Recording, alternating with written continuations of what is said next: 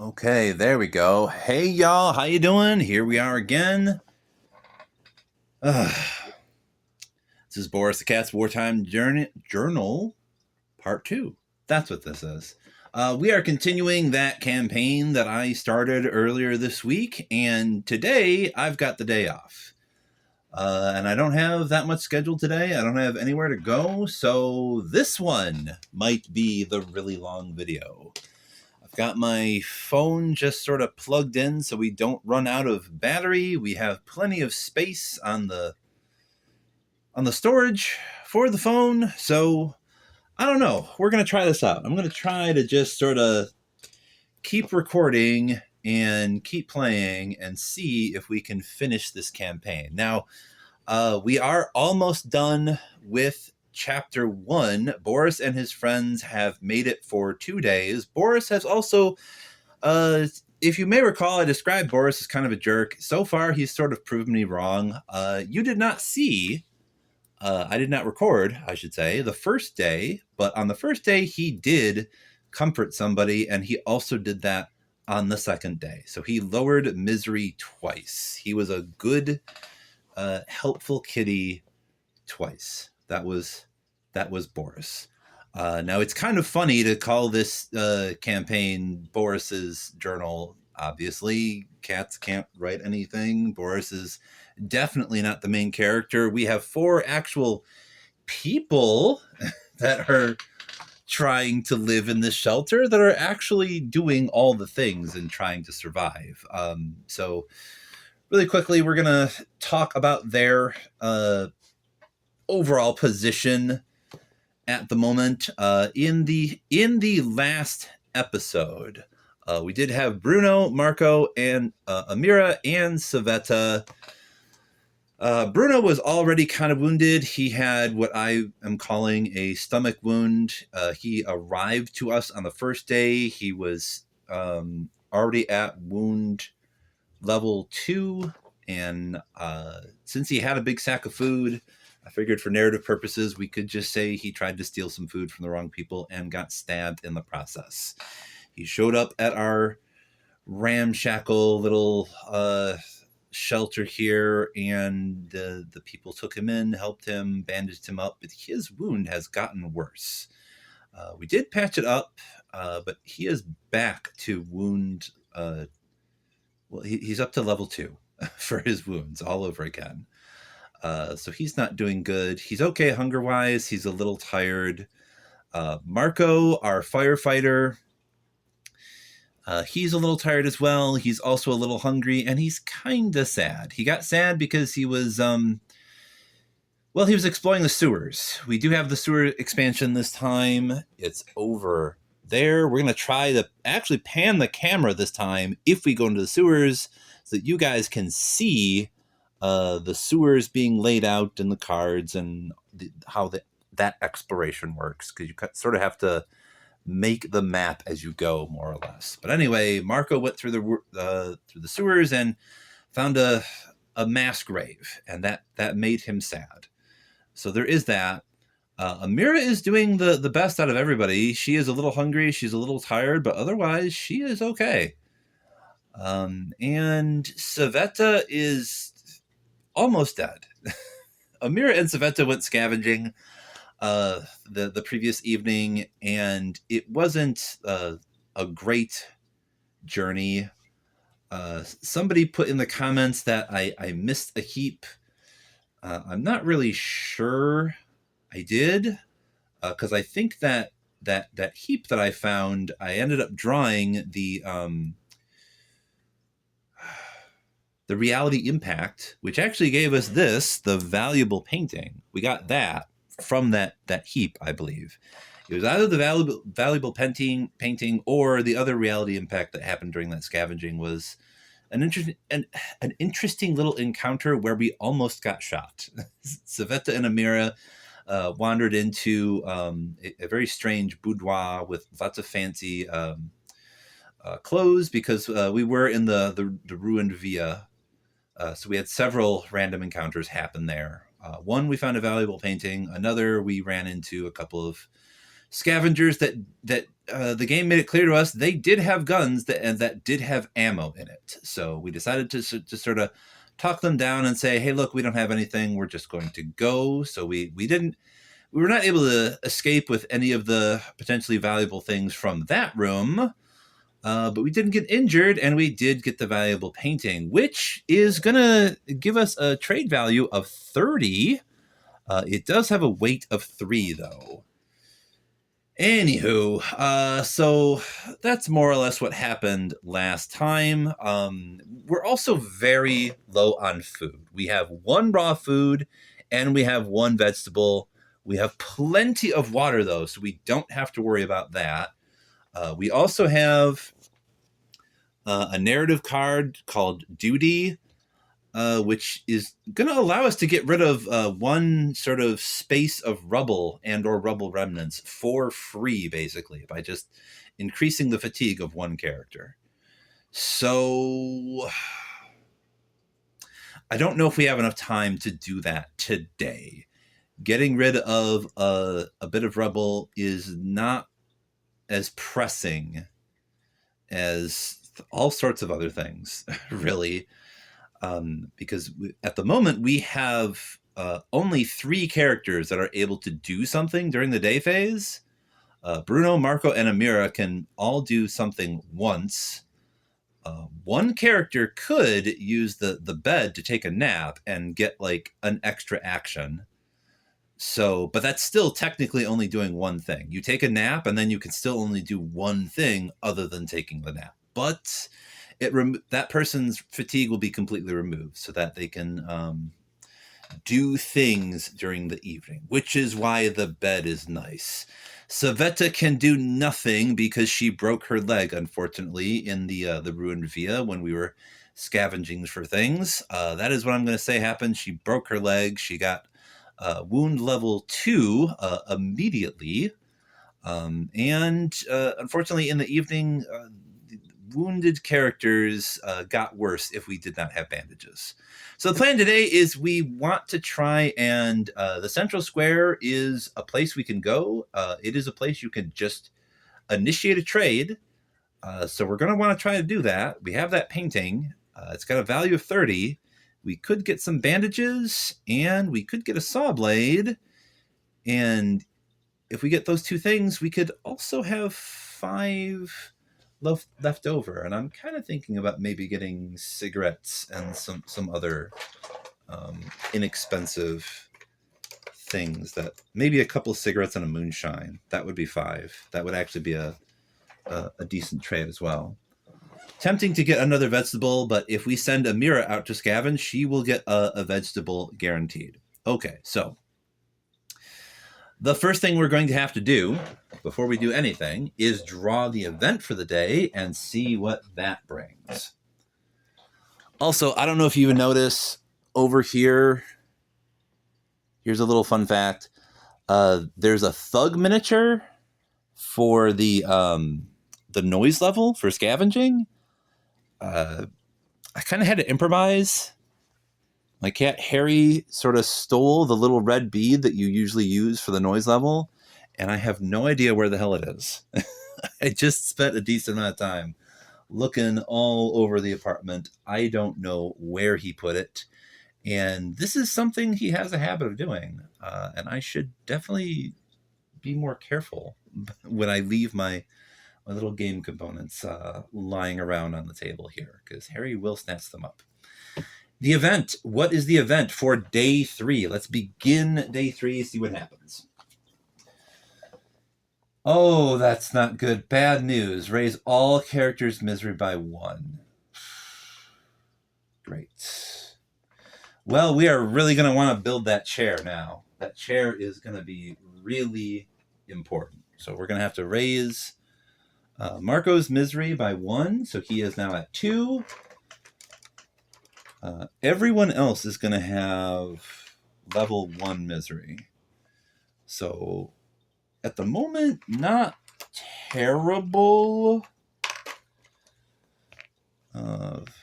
Level 1 and or level 2 misery does not reduce the amount of actions that you can do, but In my experience, you need to try and manage this misery, because it is one thing that can take characters out, and there are only so many ways to actually manage it. So you need to try and find a way to manage it. If we can manage to build the chair, which we literally just need to get one component, we have 2 wood, and then we could build a chair. As soon as that chair is built, that's going to wipe out like one misery of everybody, and people could rest in it. And we even have a book currently in the storage that would increase our roll to see if that character will feel a little bit better when they do that rest action. Okay, besides the misery, we also need to add 1 cold to the cold space. And there's another thing. It is getting a little bit colder out, and we also do not have a way to manage the cold. We don't have a simple heater yet, and we have also not built a workshop to plug up all the holes to manage the cold. So that is not great. But again, we have some very tired, somewhat wounded people here, so we don't have a lot of options during the day phase. All right, so I'm going to take this event card and put it away. We also have 1 day now. We have the rest of the day to try and get 3 more vegetables. Because we're at 2. We put 2 away for the refugees. We need 3 more. The reward is even help. Oh, remove any 2 rubble. Oh, that would be awesome. If we get help, we could just remove either this rubble here, or we could get rid of both of these. It'd be really tempting to just get rid of this, and if this is gone, then we could just straight up do rolls to get like extra water. Because there's like I guess there's like a broken well here or something. You can like do a search for water if you can get rid of all that rubble. So that would be awesome. And then we even have duty that could get rid of another one of these. That would give us another space to build on. And if we get that saw blade, we can get rid of this. All right, so we have a plan. What I was kind of thinking of doing is maybe we send Amira into the sewers, which is going to be risky. She is the one person that is doing okay. If she goes into the sewers, it's a potential extra scavenging chance that we might be able to get some food from. So there is that. If she does that, Savetta can do nothing, and we also have only 2 other people that can each do 1 thing. So we'll get to that later, though, because the rules state if you're gonna send somebody in the sewers during the day phase, that's what happens first. So if we're committing to this, then we put Amira on the findings pile. Also, according to the rules, another good reason to maybe do this, as long as Amira doesn't get too messed up, this might be good because she will, whenever she's scavenging, she gets a free vegetable. So that is 1 vegetable that we get for sending her out there to go to the sewers. All right, so to start with,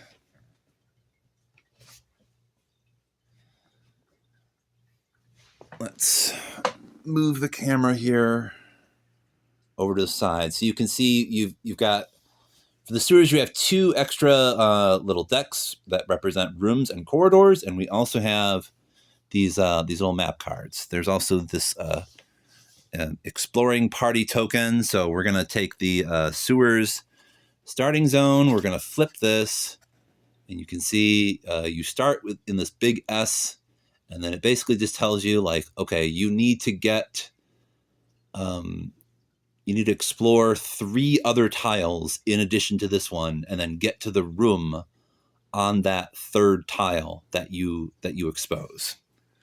So Amira will start in this S here, and we have to decide which direction she is going to go in. Well, how about we go to the right? She'll go to the right, which means we got to move down this corridor. And since it says O2, we got to draw a corridor card and see what that says for number 2. And it is a reality impact, so some random thing is going to happen. Oh, and it says red, too. So it's going to be something possibly violent, perhaps. She might find some dead bodies or something like that. Who knows? Okay, where's this? Reveal the top card of the Corridors deck. And it is for, wait a minute. Red is 11, I think. Yeah. Need to check. S11. So what the heck does that say?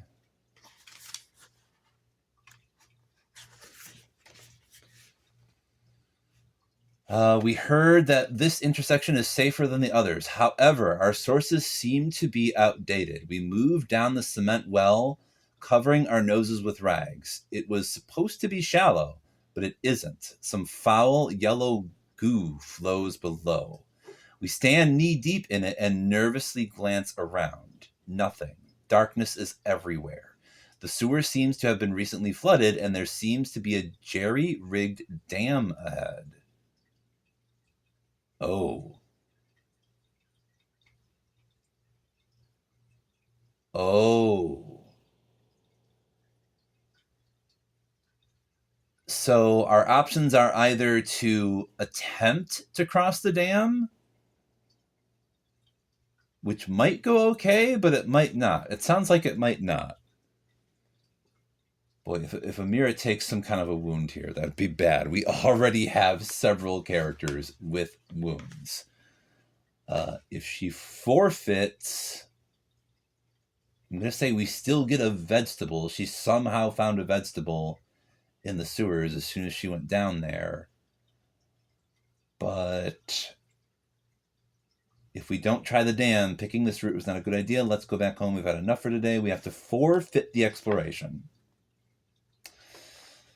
Screw it. Let's see what happens. Amira is going to chance it because we are desperate. The others have just made it clear to her that, like, hey, we need some food. You need to find us something. So, with how bad Savetta is doing... All right, the dam is made of metal sheets and wire. Crossing it requires a lot of effort. One of us gets their clothes torn as they catch their arm on the wire. The wound starts bleeding slowly. Oops.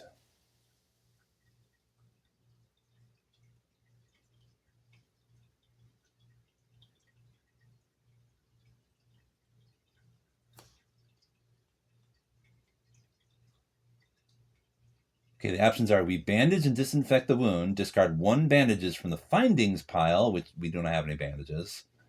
We do not have bandages. Let's go back to the shelter where we can at least clean the wound. It's nothing to worry about. Let's go. See S64.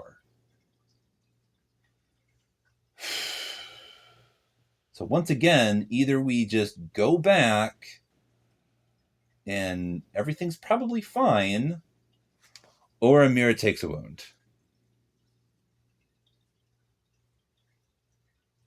I think we're gonna have to go back.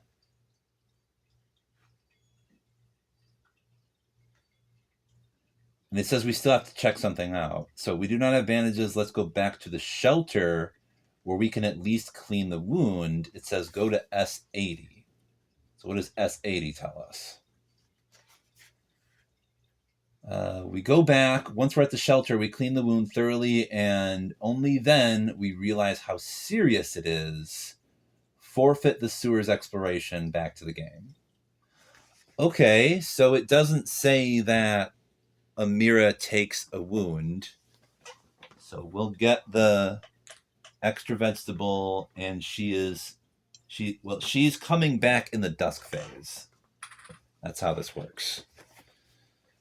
All right, so we unfortunately did not get anywhere. Random stuff occurred. Amira got. All right, that's what happened. That is what happened. We're gonna have to take it, especially after. Towards the end of the last episode, I cheated, and I still feel bad about that. I still feel bad about that because it just doesn't make sense for this game to like cheat to get a certain outcome. This game is supposed to be about a desperate struggle for survival where you're not expected to, get a good outcome. The game straight up tells you that. Like the survive final condition is at least one person from your starting party needs to be okay by the end in order for you to quote unquote win the game. So people are expected to die in this game. Um, and I guess we're still going to keep what happened, what I did with the cheating there, but like I was thinking about it and like that should have been really bad if like both Marco and Bruno had taken like I think 3 wounds total in that exchange, which is what should have happened. Um, yeah, it could have been bad. All right, so anyway, it is what it is. We have 2 other actions that we can do. And I think what needs to happen is Marco is going to go on the bed and take a nap. That is a thing that he will do. And we're going to get rid of his fatigue for the moment for doing that. So that is something that he is doing right now. Sveta can do nothing. And I was kind of thinking about we're going to use Bruno's special ability, which is voila, to see if we can't get an extra vegetable. Can we get an extra vegetable? It's a 4, and we need a 6 or more for that, I think. Yeah. So no, Bruno does not magically produce an extra vegetable. That is unfortunate. So Marco can now do one other thing because the nap counts as a thing that he did.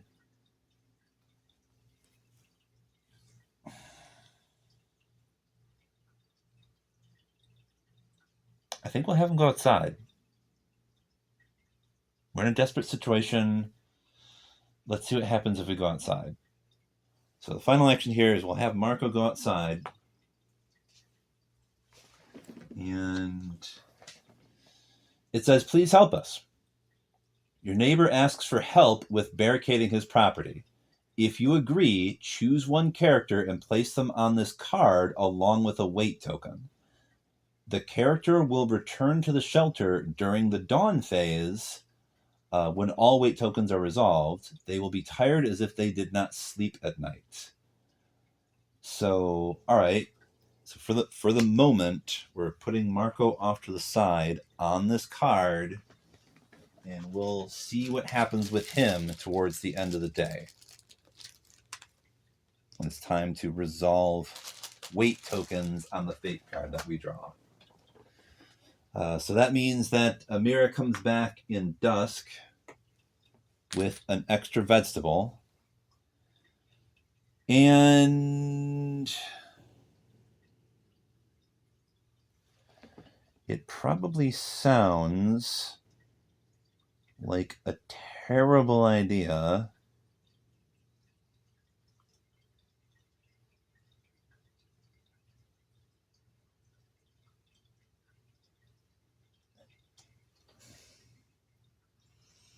I think what we might do is instead of Because we could have somebody eat the raw food and their hunger would go down, and the other two people eat the vegetables. And I think we don't need to worry about Marco because he's not currently in the shelter. We don't have to feed him in this phase. So... But since we still need 3 vegetables...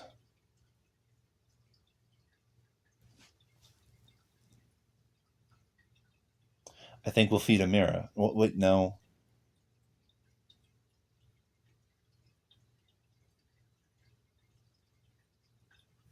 Let's see, if her hunger goes up by 3, goes up to 3, then, yeah.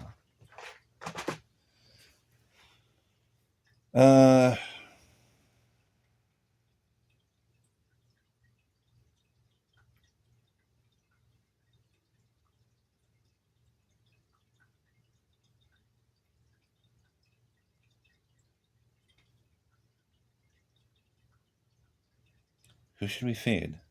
Bruno? I mean, Saveta's almost dead. Bruno's hunger is only at 1. It kind of makes the most sense to feed Amira, even though, like, she technically has this one special thing where if she's hungry, you lower her hunger by 1, but that's only if we resolve a B for spirit towards the end of the day. All right, so that's what we're going to do. In the dusk phase, we do have plenty of water, so we're going to take 3 water. Everybody gets to drink, and we'll have 2 water left. Unfortunately, we did not use an action to activate the rainwater collector, so we're not going to be getting anything from that.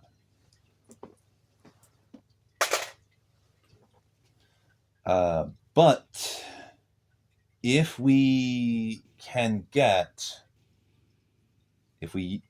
use these 2 vegetables to up the vegetable count to 4, now we're almost done with that objective, and we just need 1 more by the end of the day, and then we'll get the help rather than the broken morale, which would, oh gosh, that would raise all characters' misery by 2. That would kill Marco. That would be... Marco would just die if we don't reduce anybody's misery by then. Okay, so we drank water. We're going to have... Amira is going to eat the raw food, which means her hunger is going to go down to 1. But the hunger for Bruno will go up to 2, and we're going to need hunger 3 for Saveta now.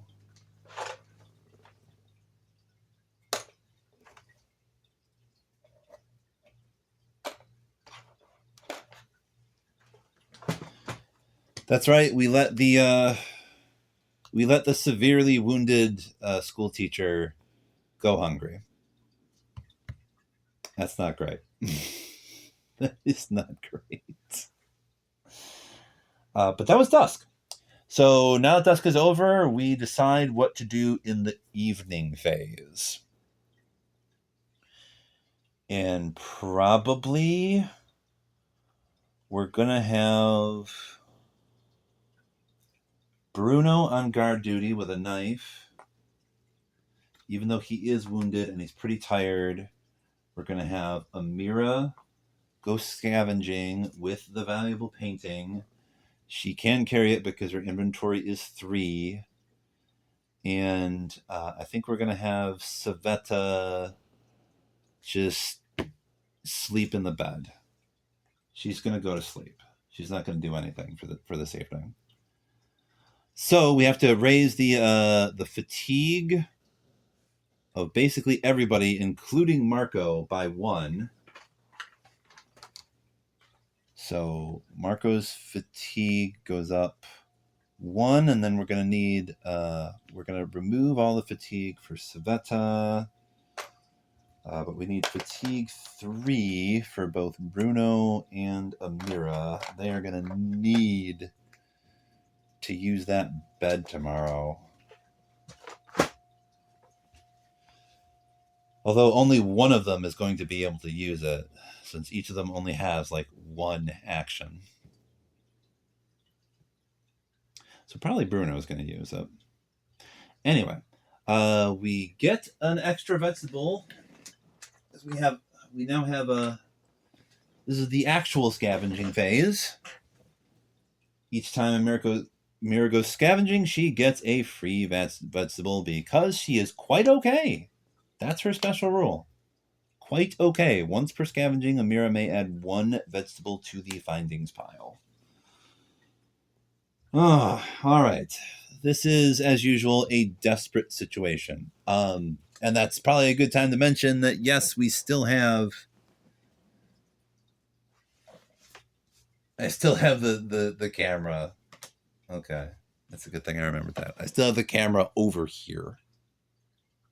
That's great. I forgot to turn the camera. We have the Desperate Measures deck. That is unlocked, you might say, if one of our characters dies and or goes away. Oh, and I totally forgot to check in on Boris. I should have done that earlier, because it's possible Boris could have brought us some food.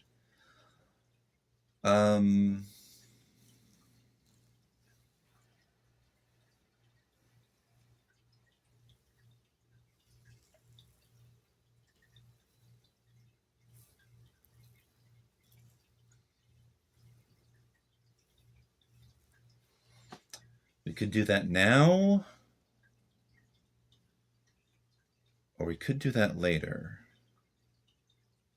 because now it's the evening phase. And I think Boris could either lower the misery of one chosen character present, which would mean either Bruno or Savetta, or he could put another raw food in the storage, or he could just go away and we get nothing.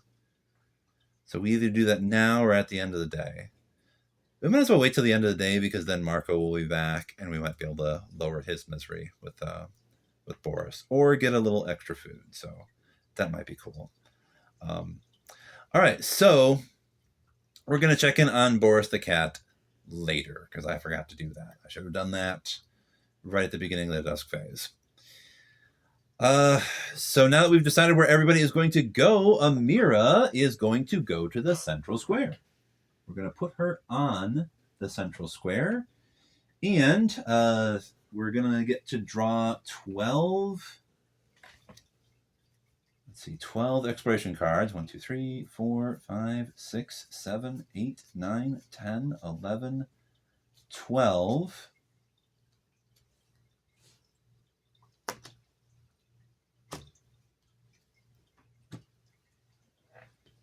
Okay. So we need 6 in order to initiate a trade. And since that's the case, we might as well do a little bit of exploring before we get to 6 to initiate a trade. Because if we do that now, we probably aren't going to be able to do that again. And we only have that painting and that vegetable that we don't want to trade, really. In fact, we're not going to do anything other than just take that vegetable right now, throw it out, and we'll say that we have now completed that objective. So we're going to get that reward by simply making it to the end of the day at this point. So let's draw the first exploration card and see what it says. Okay, it says you may ignore this card or search the furniture. So we can return 2 exploration cards. Mira can be very careful about this and take some time, or we can raise the noise by 1 and roll for the noise. We're going to raise the noise by 1 and roll for the noise. And it is a 3, so that is yet another close call. That seems to happen an awful lot somehow. So we did not trigger a a resident here, and we now get to draw a findings card furniture chart. We get yet another knife, a shell, and a cigarette. Could probably use that knife for trading, I would imagine. That's another 8 points. And cigarette.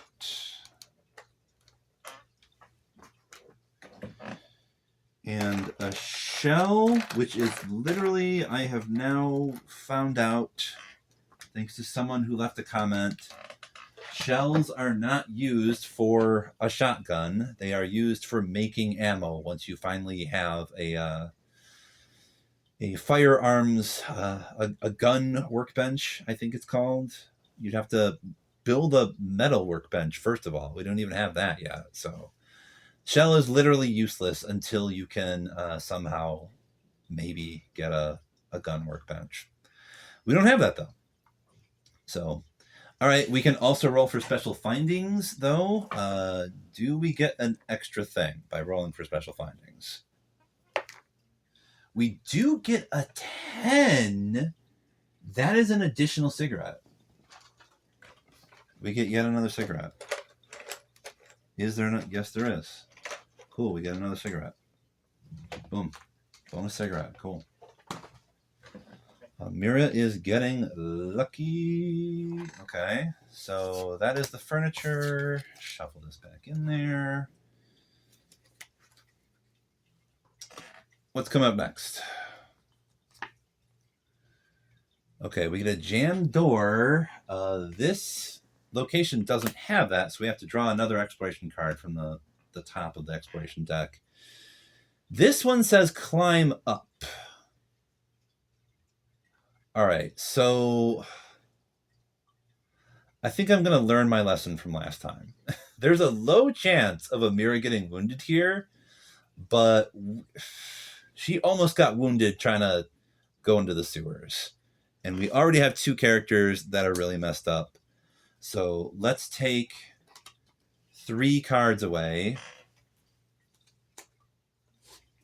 It says return 3 exploration cards to look for another way. And that will leave us with 7 cards.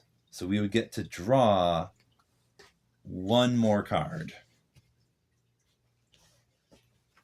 So we're putting these 3 away. We're ditching this. Okay, I think what we're going to do is instead of drawing 1 more card to see what we might get, we're going to initiate a trade right now to make sure that happens. So we're going to take 6 cards.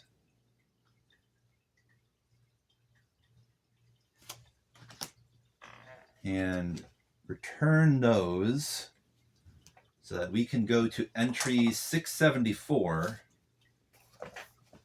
and see what that says with regards to trading. So we desperately need those bandages and that, yeah, we're even going to get some extra stuff now thanks to the fact that we got a knife, 2 cigarettes, and a shell. We have 40 now, and we still get to keep 1 cigarette.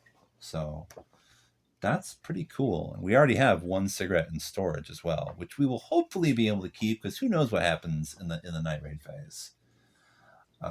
Let's see here. 674?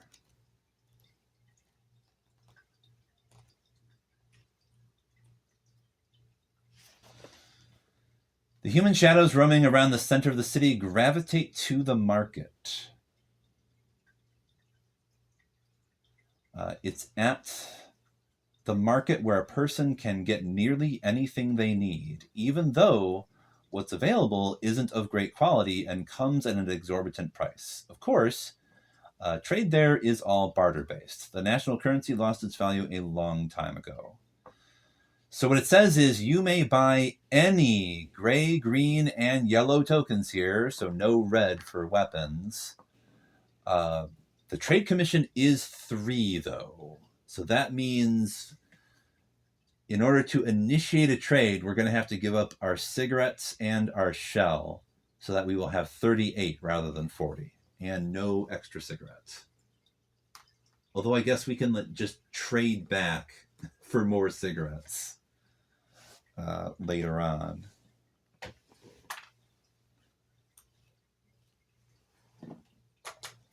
Okay, so that was the trade commission. So we now have 38. And I think what we're going to do here is what we need the most is a couple of bandages. So that will be 20.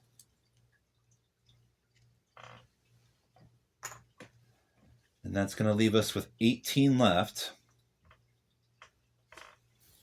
We definitely need that saw blade. So that is 25.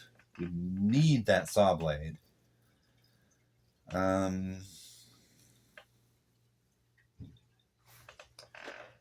wonder how much a hatchet is. If we could get a hatchet from Marco, that'd be so amazing. It's 12. All right. We have 38, and we just put down 25. So that's 15 left, I think. Yes? Yeah, because 8 plus 5... No, 8 plus 5 is 13. So we could get a hatchet and precisely 1 cigarette. We could do that. We wouldn't be bringing back any food, but we would be bringing back a hatchet. It even makes sense because we have a knife. We'd be trading a knife. Oh, wait, no, we cannot buy red tokens. It said we could buy gray, yellow, or green. So we cannot do that. All right, so I was thinking, let's see.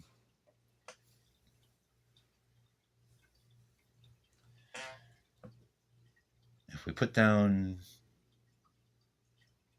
25...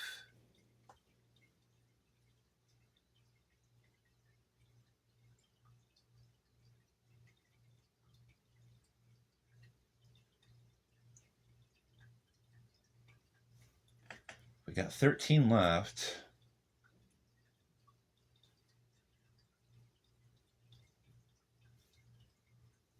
We could get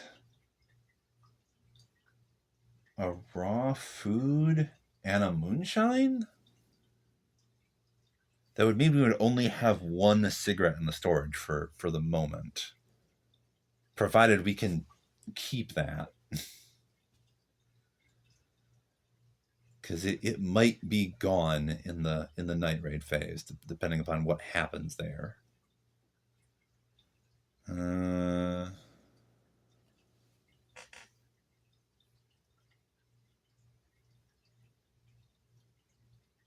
Really could use some food, though.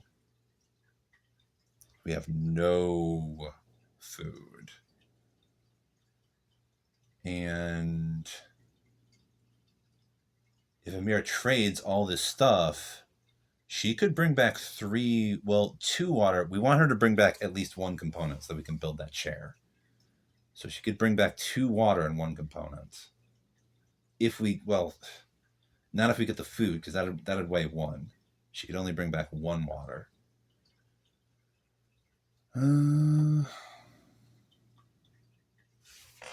Choices.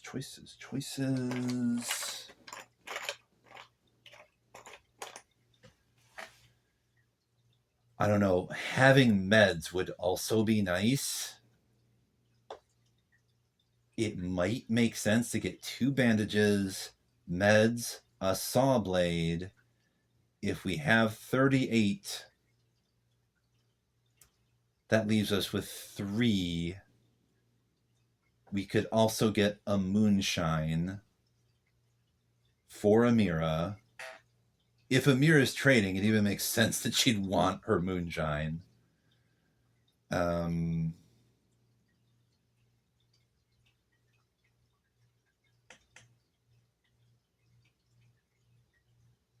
We could even get an extra shovel, maybe.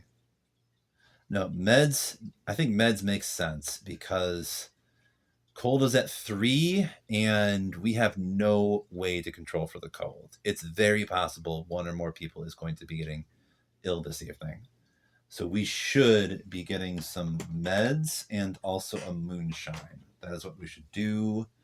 That will be 38 precisely. And so we get rid of the valuable painting and the knife. Those both go away now.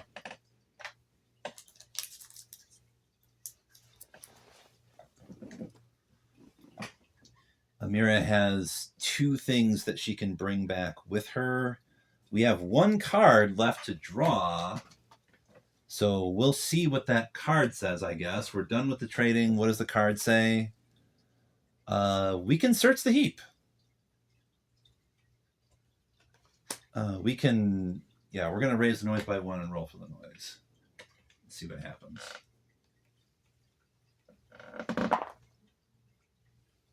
It is a 3. Okay, so now we got right on the nose, and we draw rebels. Okay, so we encounter some rebels. We have to draw to see how many.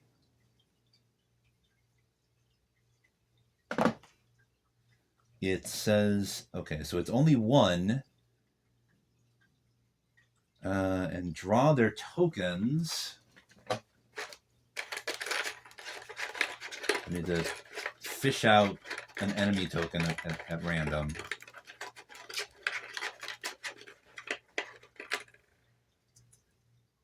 Okay, so it does say C prowess 0, and Rebel C has a shotgun. Okay. So we encountered 1 rebel with a shotgun. Rebels are offering you some items. They have 1 moonshine and 1 cigarette to exchange. Trade commission is 2. We don't want to trade anything. If you do not trade... Oh, if you don't trade, roll the black die on a certain result, see 779. If you trade, we can trade with them or we can talk to them. Trade commission is 2.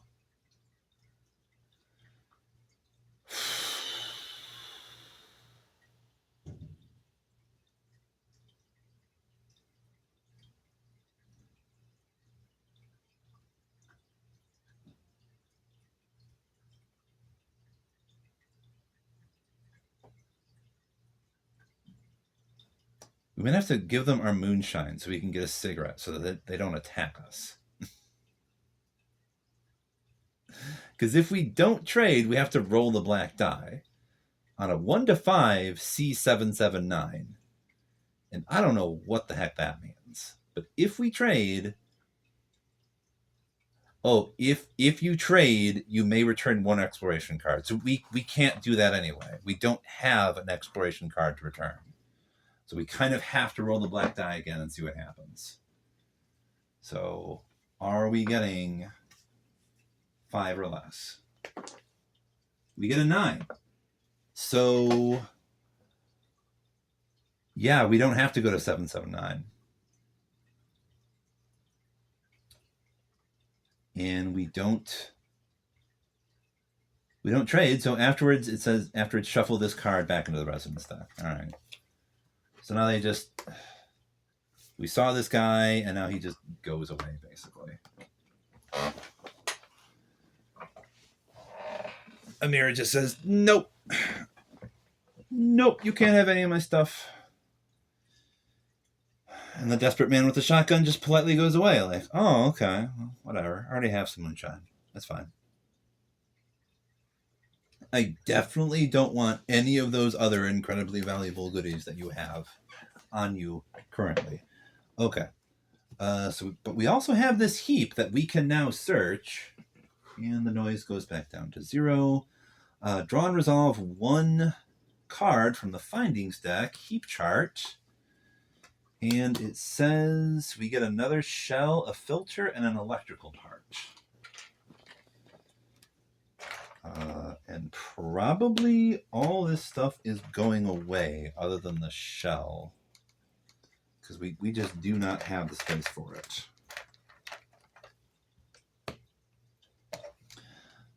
Harry, what's going on, buddy? Little bandit you.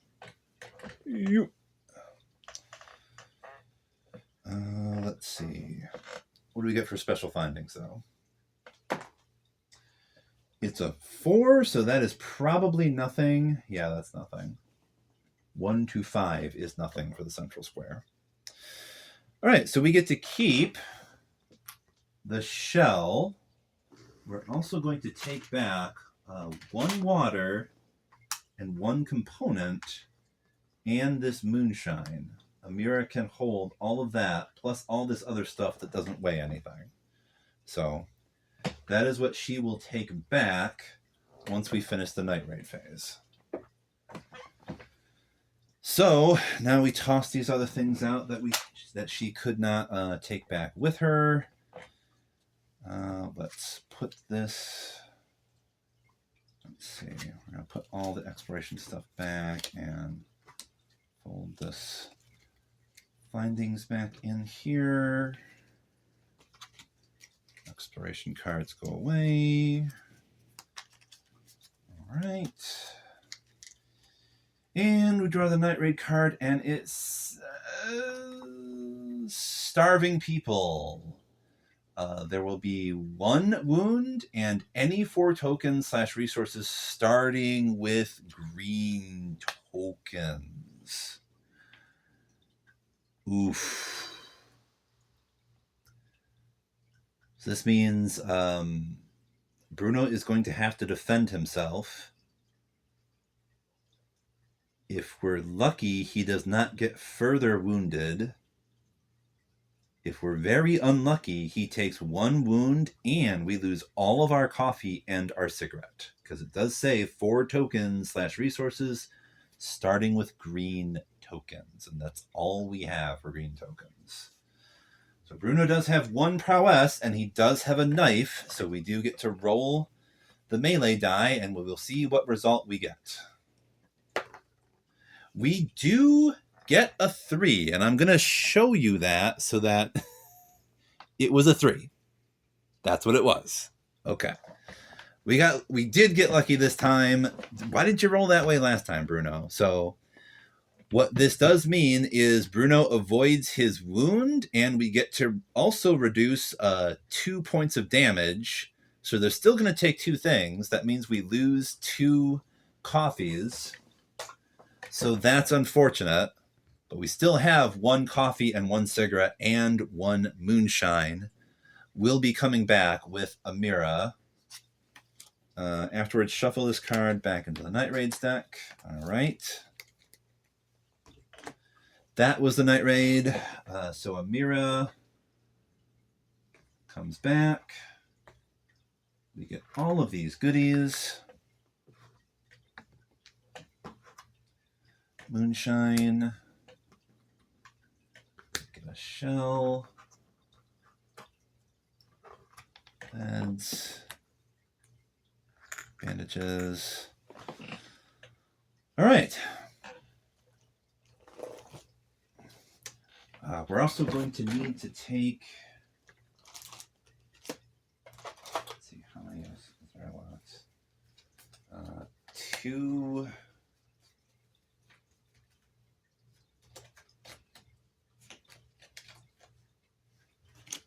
2 additional Night Raids cards are going to get shuffled into the Night Raids deck.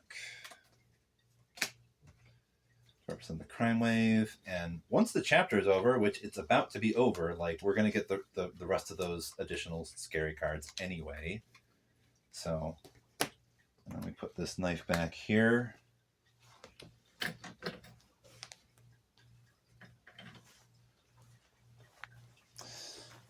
Okay.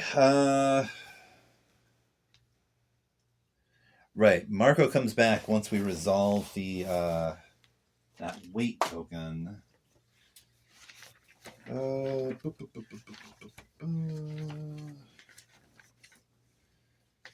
we did the crime wave. Scavenging party returns. Yeah, we are now assigning those bandages to Bruno and to Savetta. And then we draw the fate card to see what happens. Okay, so raise the wounds of all wounded unbandaged characters by 1. That would have killed Savetta if we didn't get any bandages. Heal the wounds of all characters who had bandages by 1. And now the bandages are gone. Okay, so Bruno's wounds go back down to 1. Savetta's will go down to 2. So we're still going to need more bandages, though. It would be really nice if we could have like an herbal garden so that we could just make bandages. That would be cool. Okay, Savetta now has 2 wounds. All right. Oh, also, before I forget, we're going to check in on Boris and see what he did for the day. Wait, no, we're going to do that at the end because Marco hasn't technically come back yet. So that was the wounds. If cold tokens minus board ups equals 3 or more, it does raise the illness of 3 chosen characters by 1. Oh. And that kind of has to be Bruno, Amira, and Savetta. Damn it.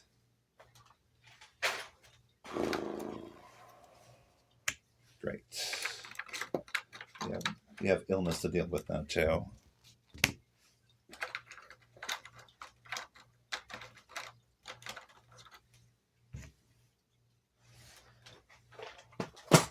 That is what happens. These bandages go away.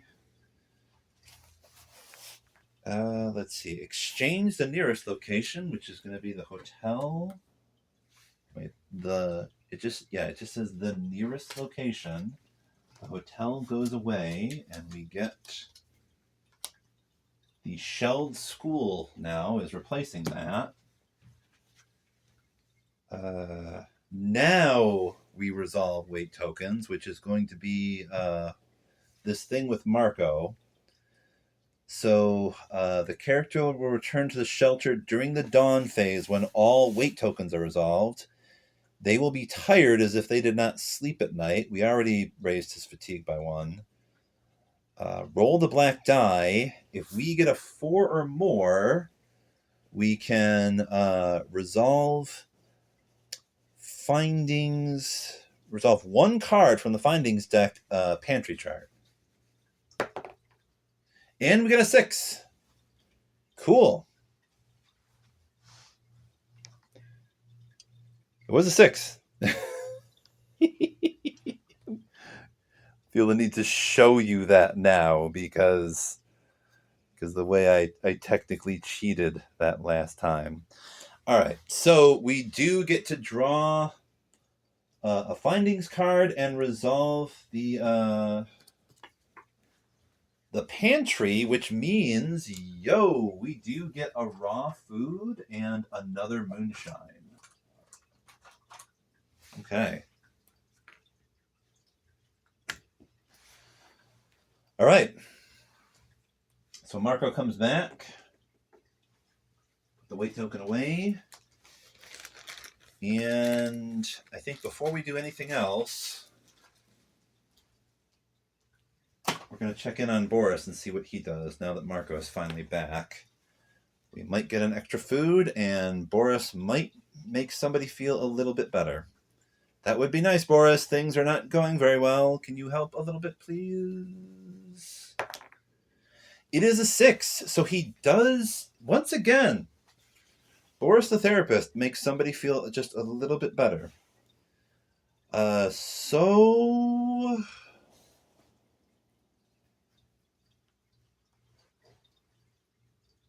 Okay, since I know we're doing Spirit B...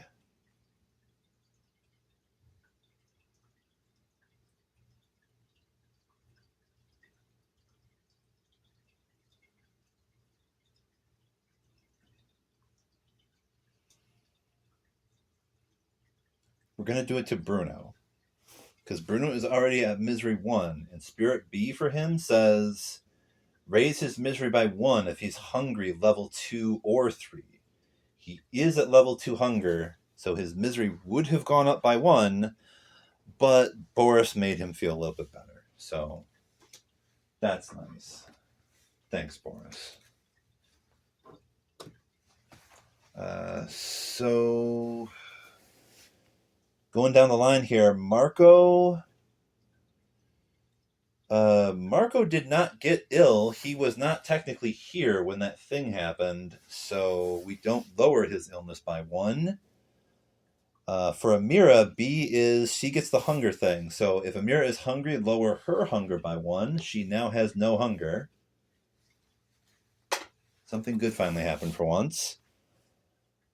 Spirit B, oh, wait, we do have 1 coffee. Cool. We do have a coffee for Sveta. Discard 1 coffee from the storage or raise Sveta's misery by 1. So if we didn't still have that coffee left, Sveta would be kind of sad. Even sadder than she already is. All right. Cool. So we managed to survive another day. Things are not great, though. We're at 1 hour. We're just going to keep going. So we did the spirit on all character cards.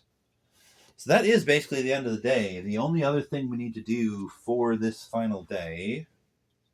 Okay, we're going to put this fate card back in there.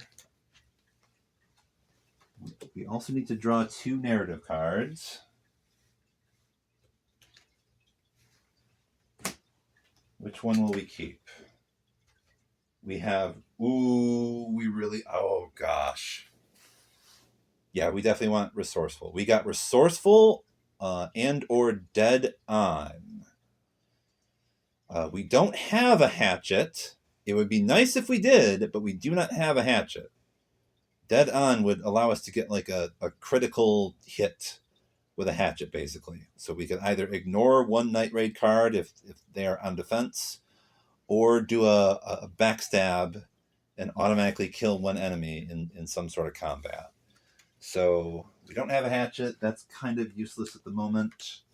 We're going to shuffle that back into narrative actions. However, what is going to be useful is resourceful. That's going to allow us to play when crafting any fitting, ignore the requirement for 1 of the resource token types. That will be key. What's this other one? Shuffle. Okay, we have to shuffle this other thing back into the visitor's deck.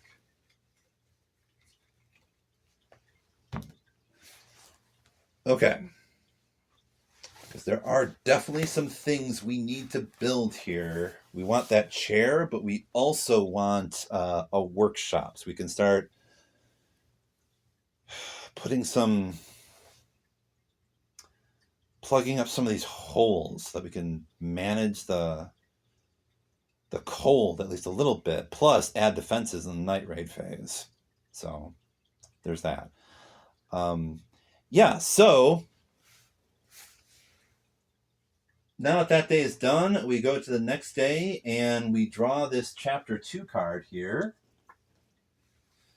So we've just finished the first chapter of the campaign.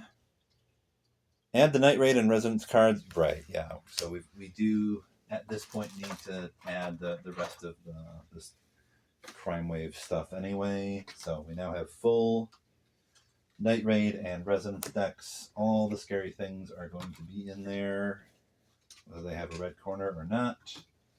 That happens. But also, resolve the top objective card. So we did manage to get all the vegetables for the refugees, which is awesome. So see the reward if you meet the conditions or the penalty if you do not. And we do. We managed to get enough vegetables for them. So we do get the reward. And that means we're going to remove this rubble over here. This rubble is going to be gone. I'm going to put this in the rubble. These rubble cards now go in the garbage bag. And we now have a new space we can go to in the shelter to poke about for water. So during the day phase, this will be kind of key. We can get some more water. Somebody can go do that to sort of chance it to see if we can get a little bit of extra water. And we do need one extra water now because we only have 3. So there is that. Okay, so then resolve. Yeah. So this objective is going to go away. We got the reward for that. We now have water delivery for local thugs. Well, that's convenient. We just revealed the water hole, and now we have a water delivery thing. For each discarded water, advance the objective marker by 1. Oh, wow. So the payoff is going to be 10 wood/components to the storage, or we get rated, which means we discard 6 tokens/resources, starting with the most expensive. So we're going to want to be able to come up with enough water by the end of Chapter 2. Chapter 1 has concluded. We have now started Chapter 2. All right. Put these other cards back in our little sandwich bag here. They have been removed from the game. So now we draw this event. We get a reality impact. Okay. I didn't even know there was a reality impact in the events. We add another cold to the cold space. We also get a reality impact. Something unexpected has happened. Draw a card from the colors deck to determine the color of the script. Top card of the colors deck is blue. All right. Then reveal the top card of the events deck and check the number with that color on it. Afterwards, shuffle the event card into the appropriate chapter of the events deck. All right. That means we're going to take the other 3 events from the chapter, take the top one, which is famine. That's the value of canned food, raw food, and vegetables is raised by 3. Okay. So that's a thing that could happen. It's going to happen at some point. It says the blue number is 368. So we're going to look for that. Where is 368? You literally never know what happens in this game. What's going to happen in this game? 368. Beggars can't be choosers. I don't want to know what this used to be. What matters is that it's pretty salty and nutritious. Thanks for getting it for me. You may lower the hunger by 1 for a maximum of 2 characters, but only at the cost of raising their misery by 1. Okay, we're going to do it anyway. Savetta is at hunger 3. So we would raise her misery by 1. And we could also lower Marco's misery by 1. Wait, no, not Marco. Bruno. Okay, so we're going to lower the misery of the hunger of Savetta and Bruno by 1. But we now have to increase their misery to 2. That is what happened. Okay, so now we really need that chair. We're really going to need that chair. Let's see here.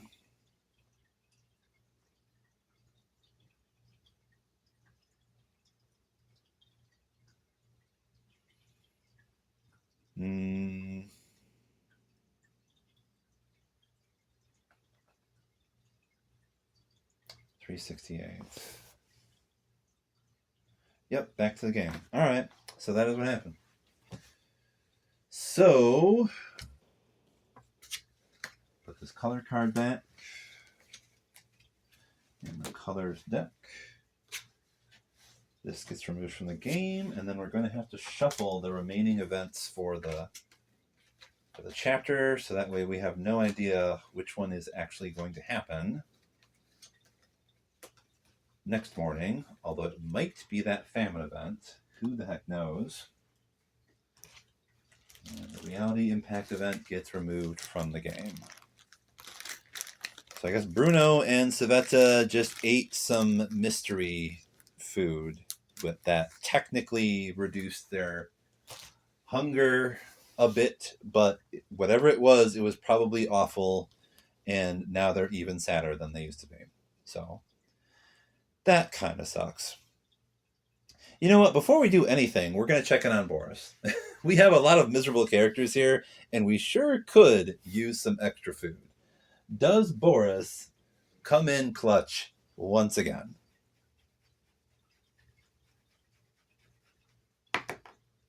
We get a 5. So once again, Boris the therapy cat makes somebody feel better. So who is that going to be?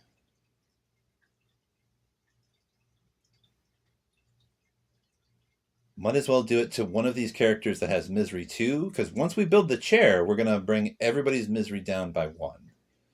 So I think we're going to do it to Marco. Boris is very nice to Marco today. The firefighter's heart is warmed by Boris's random act of affection. Apparently, in this campaign, Boris is just a really, really nice, sociable cat. He has done the comforting thing every day now, 4 days in a row. So that's pretty cool. Okay, so that was the cat.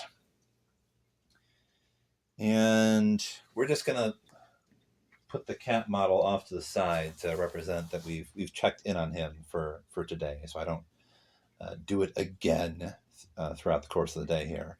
But the event has happened, so the morning is over, so we now have the day phase. And let's see, we definitely have some very... Both Amira and Bruno are very tired, so one of them is going to want to use one of their actions to take a nap. I'm thinking that probably should be Amira. Yeah, I think we're going to start with Amira going to the bed to take a nap. So that way her fatigue gets lowered by 2 for one action. So now she's down to fatigue 1. Okay. That means she can do 1 additional thing throughout the course of the day now. Okay. Bruno is only going to be able to do 1 thing, as well as Civetta, because she is at wound level 2. So they're both... Bruno is very tired. Civetta is still pretty wounded from her broken leg that is still not completely healed. So... I think what we're going to do is we will increase Civetta's fatigue by 1, because she has 0 fatigue. We will increase her fatigue by 1 and use up this duty card, because that will mean we can get rid of 1 additional rubble pile for free without losing an action. So that's pretty cool. Yep. So we're now gonna need to remove both of these cards from the game. The rubble and the narrative action. So that is what occurred. Civetta, despite having a broken leg, had a sudden burst of energy and just got rid of an entire pile of rubble just with her bare hands, I guess.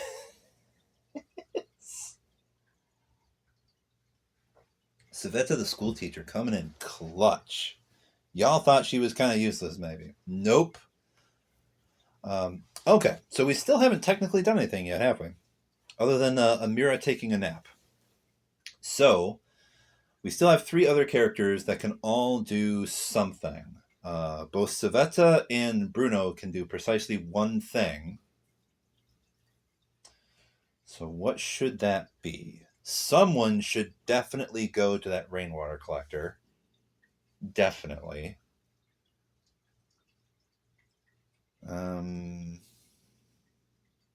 Someone should saw on these bars here.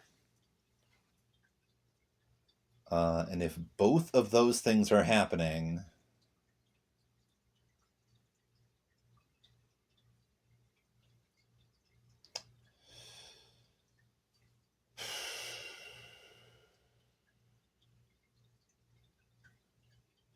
somebody else could go to either the wild garden or better yet, poke about for water. Yeah, let's do that. All right, so Marco, his first thing is he'll go to or could build the chair. Someone could build the chair up here. That could be Marco. Once the chair is built, we will reduce everybody's misery by 1. That will be awesome. That is almost certainly something that we should do. So let's do that. We'll start with Bruno. Marco, I should say, is going to go up here to build the chair. We have precisely that many things. We've got 2 wood and 1 component, so we can build the chair. Let's see. We can have Bruno go down here with the saw blade to cut through the bars. And Savetta is going to go up here to put a weight token on the water collector. Okay. Okay, because even if we get a little bit of extra water from poking about in the backyard, which hopefully we do, because we only have 3 water, we're gonna want some more, especially since we do need to collect water for the thugs. Okay, so that was the first phase. So we'll say that the chair is built now. I'm gonna remove this stuff from the game. Chair has been built. Let's see. It says, after crafting the chair for the first time, lower all characters' misery by 1. So now, all of a sudden, now that the chair just exists, everybody feels a little bit better, which is great. That means Amira is doing really well. She is just a little bit tired. She's also kind of sick, so there's that. There is that. Okay, so we also did the saw blade and the bars. We do get 3 components and mechanical part just for sawing through that stuff. So we now have 3 mechanical parts. That is pretty dope. I like that.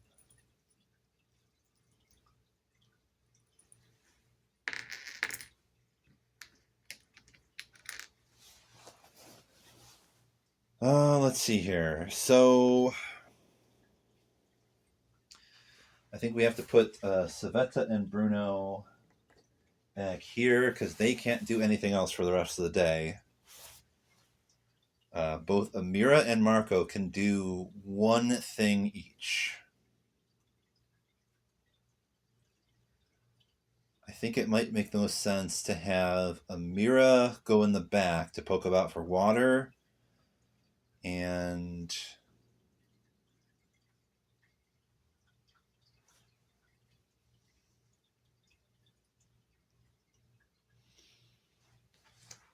what else could we build for just 3 components? Not much.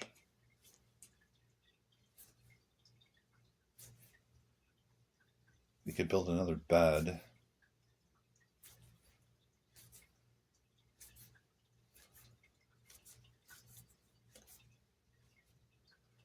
Could build a radio. That would take 2 of our 3 mechanical parts, though. What we really want is a workshop and a deadfall trap. We have exactly enough mechanical parts for both of those things, and we really need those things. Would also really love an herbal garden, though. Holy shit, we would love that. We're going to have to put this away now. Anyway, I'm thinking Amira goes poking about for water, and if there's only one thing that Marco can do, we might as well have him search one of those heaps and see what kind of extra stuff we can find from that heap. If we're really lucky, maybe it's some food or something like that. We shall see. Because we are very low on food. We only have 1 raw food. So we can either poke about for water or the wild garden. The wild garden might yield 1 vegetable, but we could get up to 3 water potentially if we poke about for water. I think we want to do that. Even though we're so freaking low on food. We're doing okay on hunger, though, because it's really only Marco and Savetta that have hunger, too. So, I guess probably Marco is going to eat the raw food. Yeah. Amira pokes about for water. We roll the black die to see what we get.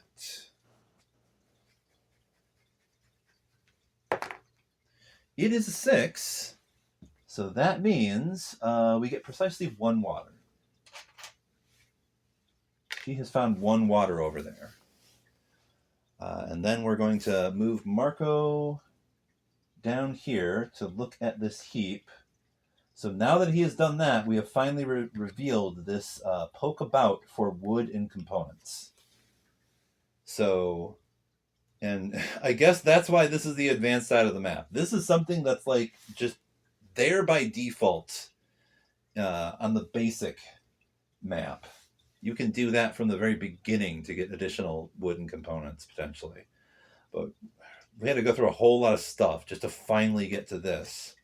And what's on this? Well, we get extra components, an electrical part, and 1 water.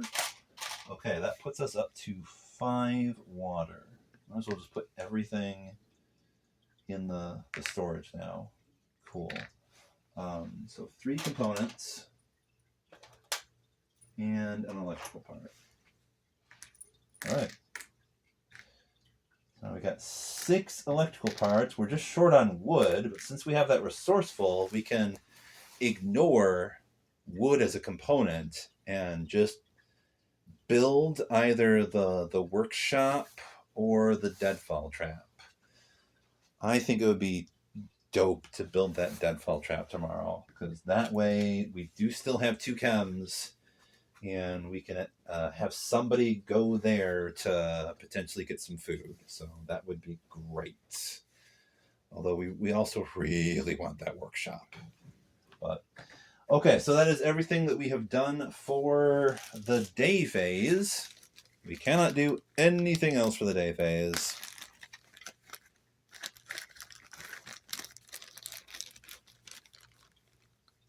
Sure did get some goodies here, though. So let's put everybody back up here. And now everybody's going to need to drink some water.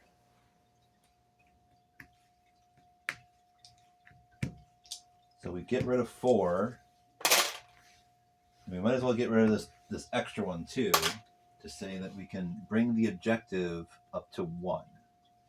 So that was 1 extra water that we put away for the thugs that are demanding some water from us. So there is that.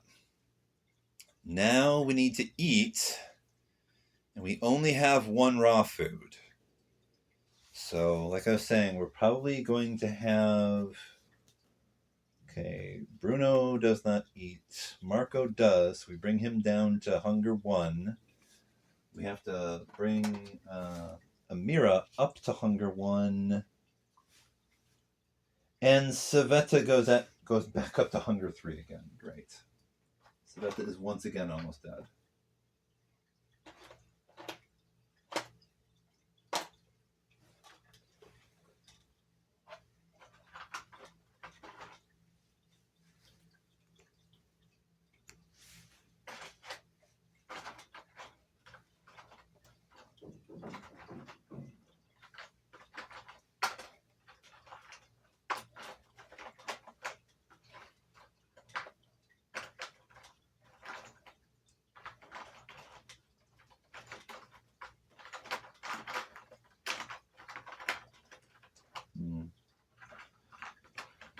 I had some tokens in the wrong place, didn't I? Yes, I did. Tokens in the wrong place. Do I have any more? Hunger 3?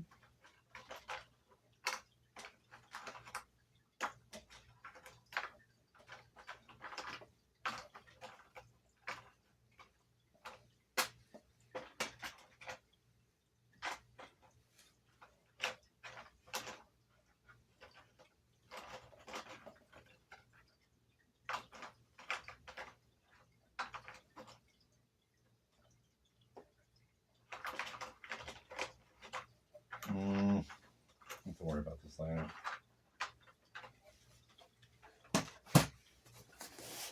Okay, Savetta is at hunger 3 now, because we have to get rid of this raw food. Marco ate it.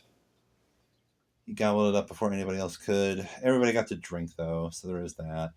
Okay, so that is the dusk phase over. Now we decide what to do in the evening phase. What should we do? Well...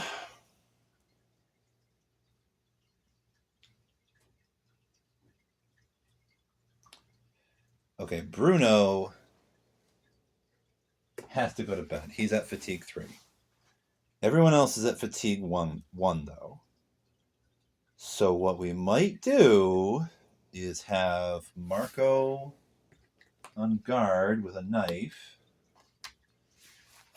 And we could send Amira and Savetta out scavenging again. Because we sure do need some meds and we sure do need some food. We just don't have anything very much to trade. So we might have to go to the shelled school and see what kind of stuff we can find there. Yeah, we will get 1 automatic vegetable for Amira going, though. We're not going to have them bring the knife, even though we could, so that they could defend themselves from potential thugs, because they would only have a max inventory of 5 between the 2 of them. All right, so we're going to get rid of Bruno's fatigue because he does sleep for the evening. But we are going to need to raise everybody else's fatigue by 1. Everyone else's fatigue is going up to Pt.2, we are really going to want to find... We have one meds that we can give to somebody at the end of the day. Probably Amira, because she is not wounded.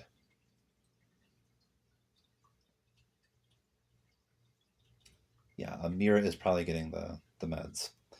But we're sending the two ladies out scavenging, and they are going to the shelled school. So we know where everybody is going now. That is the evening. We now send them both to the shelled school. We're going to draw 14 cards. 1, 2, 3. Let's shuffle this up real good.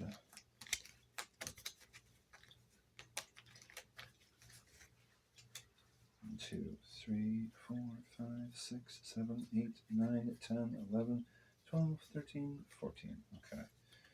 We have our unknown deck.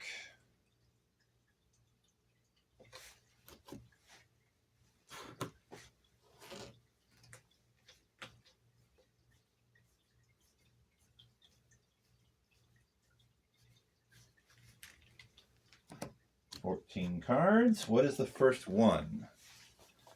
First one is a closed door, and this location doesn't have that. So we toss that and draw the other top one, which is a reality impact. So we have a random event right off the bat. It says draw a card from the colors deck. What's the top card on the colors deck? It is red. Something gory might just happen.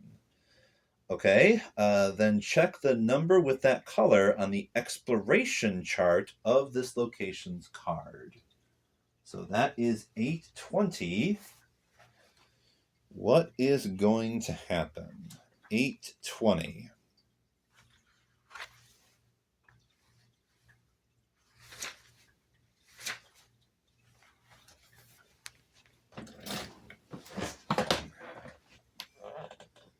Drink some more coffee. That's what's going to happen.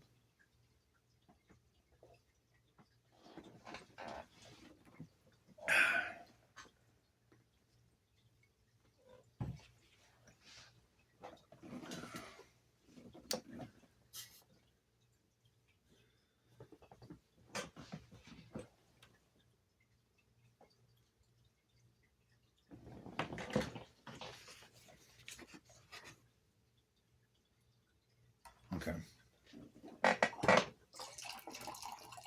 Pour some more coffee here real quick.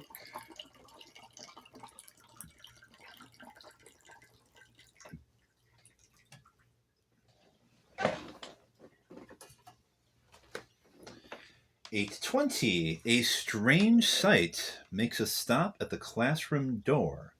A man sits motionless on a chair and with peculiar contemplation stares down at an old abacus. Blue and red beads are lined up opposite each other on the metal rods, just like tiny armies preparing for the final battle. Drops of blood fall from his hand, and he doesn't seem to notice. He moves a blue bead across the red ones with a slight hesitation. Now the reds have the advantage. He sighs deeply, as if this move were some great betrayal. Then his head falls forward and hits the abacus, destroying the set. We catch him before he falls to the ground. May the heavens forgive me, he mutters with his last breath. His shirt turns red, just like the red of the beads. A pistol drops to the floor from his knees with a thud. We get some stuff. Okay. That was not terrible. We get a gun, some ammo, and what does it say? 1 pistol, 3 ammo, and 2 cigarettes.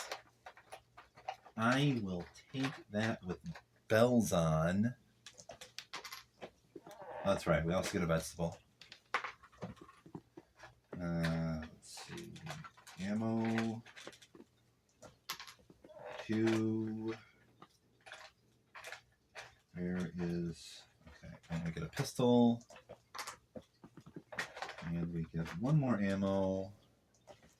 That's 3 ammo, and it said 2 cigarettes, which is awesome because we just ran out of cigarettes last time.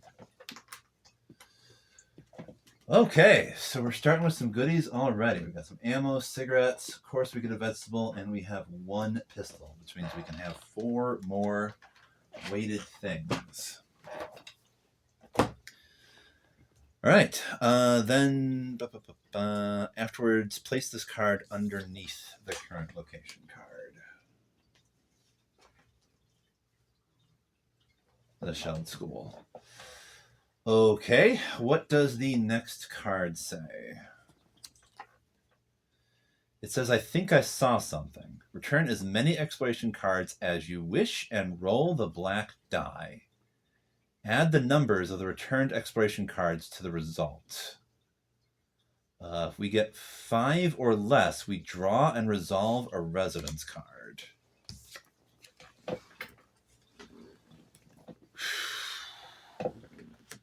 Well, how many cards do we have left? 1, 2, 3, 4, 5, 6, 7, 8, 9, 10, 11, 12. So these ladies do have a pistol.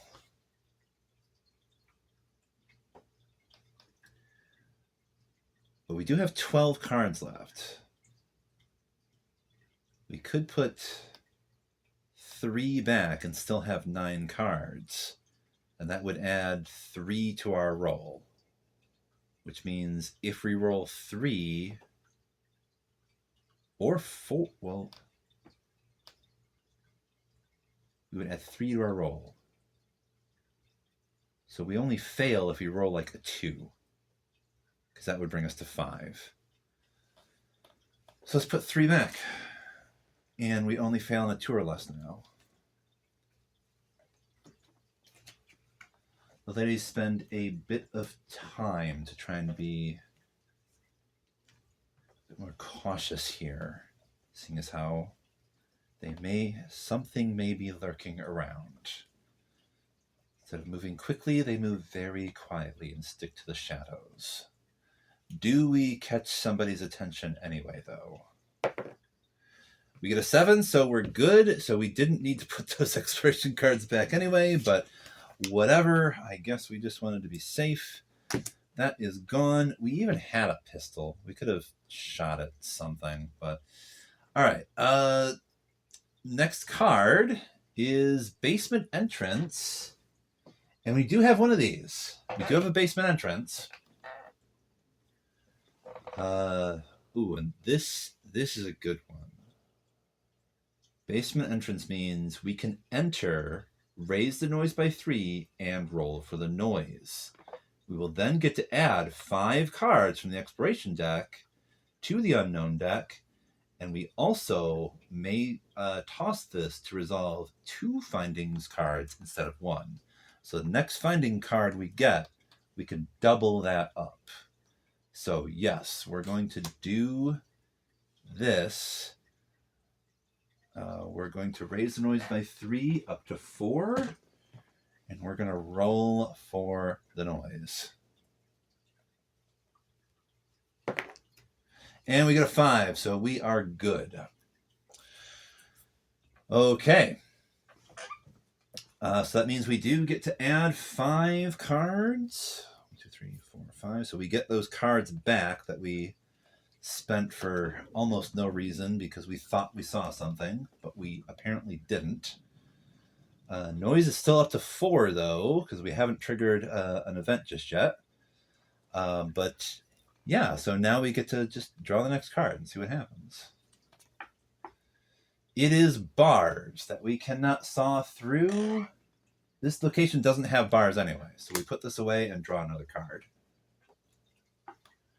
It says you may ignore this card or poke about. We can return 1 exploration card. Yeah, I think we might return 1 card.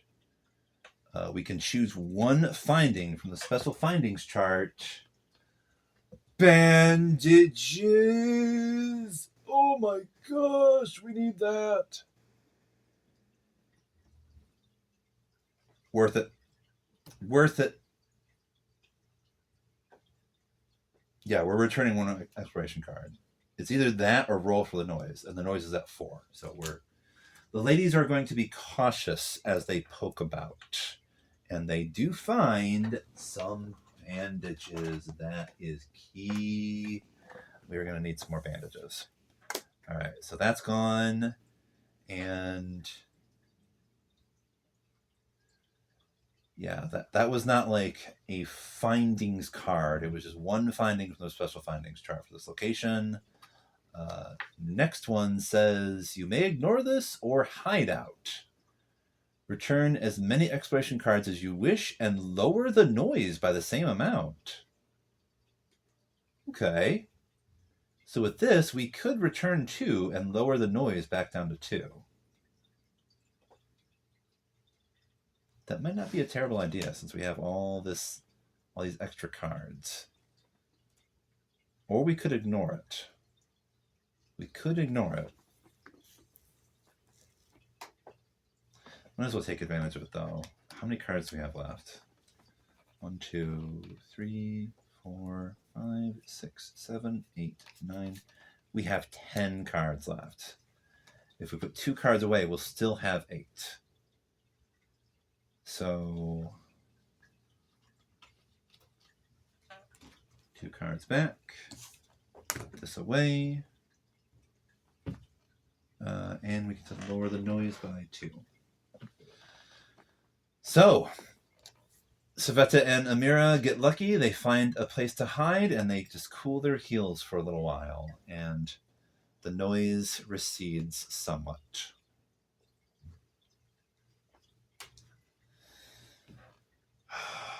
Let's see here. Next card. Oh. Stairs up.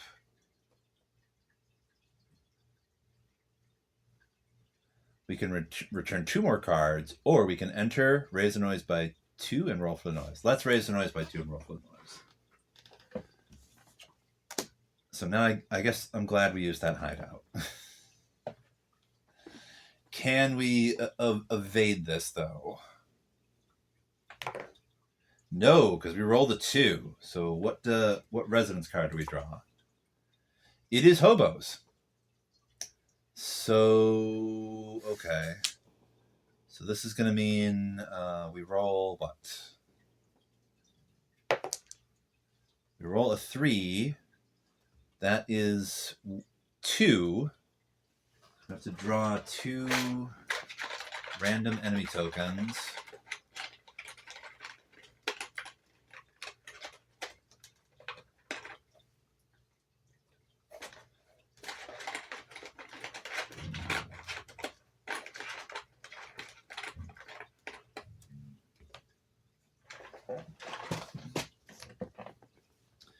We get a C and an A. So there's an unarmed person and a person with a firearm, I think. No. Melee. Hatchet. C has a hatchet. A has nothing. But the person with A has a prowess of 2. Place this card on the exploration slot.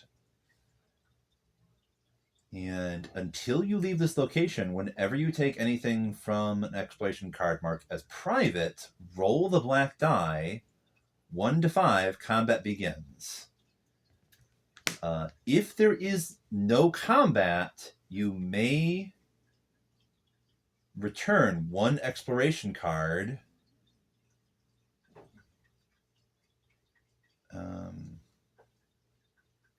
Yeah, so the hobos are just going to fight us if we get 5 or less. If we take anything from an exploration card marked as private. Oof. All right, what does the next one say? You may ignore this card or return 2 exploration cards to place it on the exploration slot and use it anytime. Hiding place. Ooh.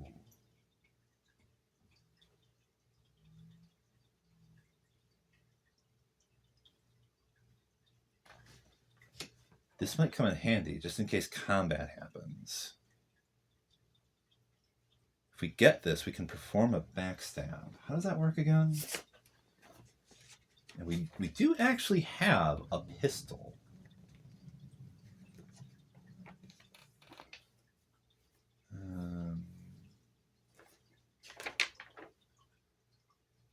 Let's see. Unlike normal combat, during a backstab, only one side attacks. Only the characters or only the enemies, and the other side cannot retaliate. Resolve the attack roll as if in normal combat. In the case of performing a backstab from a hiding place, see the hiding place card in the exploration deck. After a backstab is resolved, and if any enemies are still alive, then regular combat begins. Okay. So basically, if we did a backstab, we could...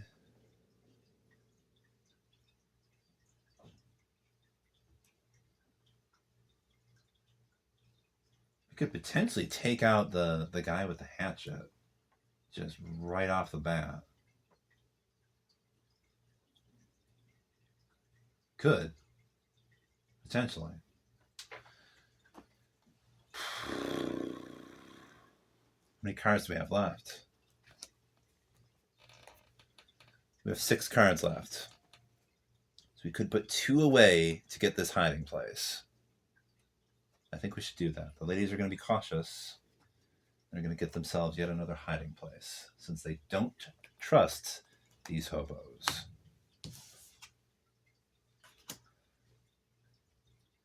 And since we have this basement entrance, the next findings card that we might get, we hopefully will get one. We haven't found one just yet.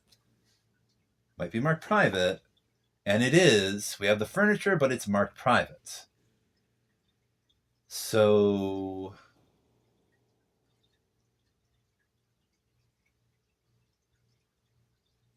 All right, we got to... Since an encounter happened, we bring the noise back down to 1.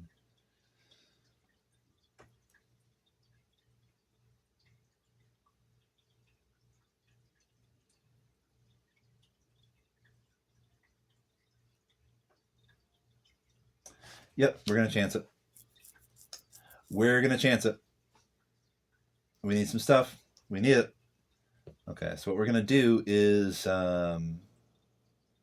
we don't want to return to exploration cards. We don't have that much left. We're going to raise the noise by 1 and roll for the noise, which I guess means we're going to potentially trigger another resident card, because I want to keep this for the backstab.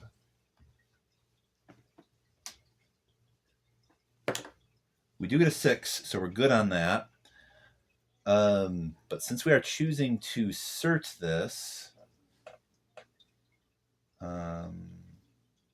whenever you take anything from an exploration card marked as private, we roll the black die. Okay. So we're going to get to search... we're going to get findings from 2 furniture cards. So what are we going to be fighting to the death over? Raw food and a weapon part. Okay, so we did find some food. Nice. Don't really care about this weapon part. We can't really do anything much with it until we have a metal workbench. We also get to roll for special findings. There's a 4, so that should be nothing. Okay. Let's draw one more. It is reality impact.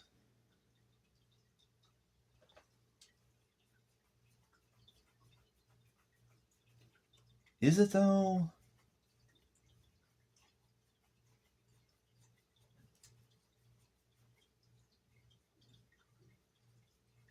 Draw. All it says is draw and resolve 2 findings cards instead of 1. So we did draw 1, and here's the second one that we drew. So this is the next one. We're going to see what this is. What is this reality impact? A random thing occurs before we have to potentially start fighting these hobos, I guess. So we draw a card from the colors deck, which is gray. Ooh, and now it says rare findings chart for the current location. Rare findings, I think gray says 162. Okay. What is 162 on the rare findings chart? I mean, in the book, the entry. We need to find 162, the entry in the book of scripts. And it says, this place used to be so full of life once. Now it's just the remains of a world long gone. When we look inside the classrooms, we can easily see what subjects were taught there. Geography, foreign languages, computer science, chemistry. Wait! Chemistry! We take a closer look. The classroom is full of vials, Bunsen burners, and utensils. One day, when the war is over, we'll give all of this back, but now it can help us survive. Write down Chemistry Lab 162 on a blank token and place it on the findings pile. Treat it as a gray token with a value of 20 and a weight of 4. If you bring it back to the shelter, find the moonshine still and alcohol still cards in the fittings deck. You may instantly and for free put them in any spaces in the shelter, but the alcohol still must be adjacent to the moonshine still. Okay. If you can't take the token back to the shelter, blah, blah, blah, blah, blah. So since it's 4,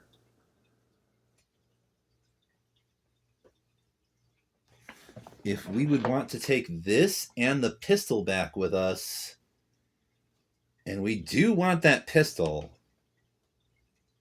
we would like to bring the raw food back, but we really want that pistol.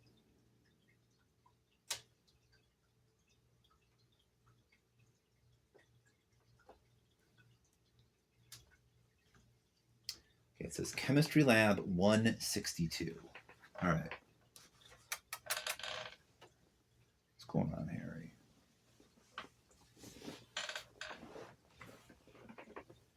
Harry's just sitting on my lap. He's probably going to be here for a few hours.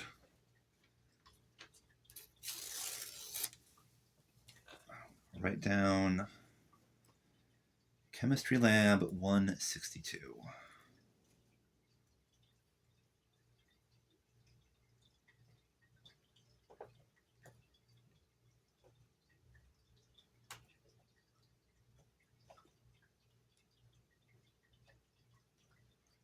Okay, gray. Value is 20. Weight is 4.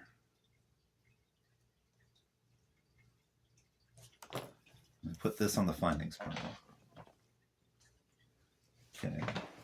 So if we can manage to take that back with us, and we could if we ditch the weapons part and the raw food, which kind of sucks, but we would be bringing back a pistol, and then we would be able to just make a moonshine and alcohol still just for free. That's kind of cool. We'd have to put it up on the roof, though. We'd have to put it up on the roof somewhere. I was kind of thinking of putting the workshop over here, and then the deadfall trap down here, and we would eventually want to put the upgrade next to the deadfall trap there, so that we would have a slightly better chance of actually getting food from the deadfall trap. That means we only have like At present, beyond those 3 spaces, 4 more spaces currently on the roof to build. And we would need a lockpick to get through that closed door to get another space. And we would need to dig through that rubble behind it as well. We are getting ahead of ourselves here. So we have resolved these findings cards. So the color card goes back. Yeah, we place this card underneath the location.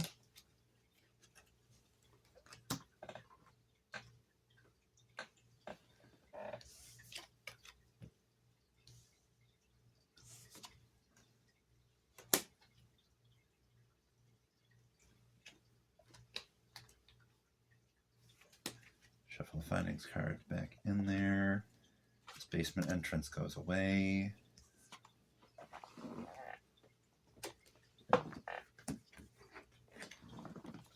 Shuffle the colored deck again. All right, we're gonna have to see what happens now. 5 or less, a fight's gonna happen, but we do have the hiding place, so that will allow us to do a backstab on the hobos and potentially get rid of the guy with the hatchet before anything bad happens. So let's see.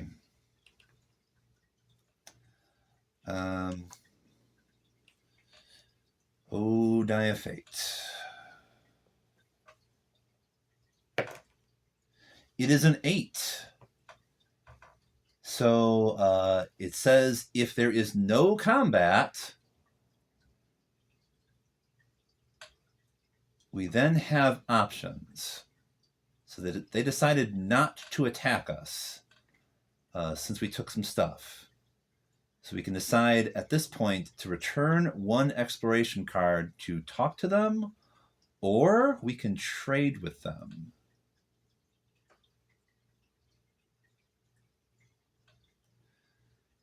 We do have some things we could potentially give them for trade.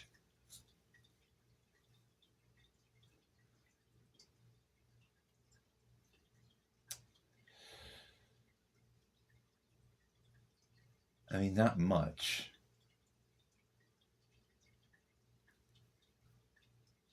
We could definitely give them the raw food and the weapon part. That's like 12. I'm going to assume there's probably going to be like... But hey, we could trade that food for like more bandages. We could do that. We could do that.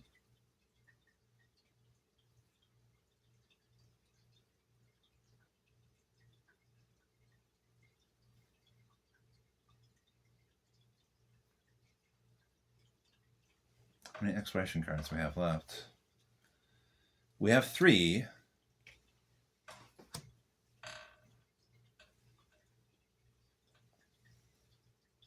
Screw it. Let's return 1, and we're going to trade with them. So that means we now get to go to 355 to initiate a trade. So what does entry 355 say? You may buy any of these tokens. Let's see. Red, weapons parts. Yellow, herbs, chems. Gray, books. Green, trade commission 0. Oh, so we don't have to, there's no trade commission. We could trade weapons parts for chems. We could get books.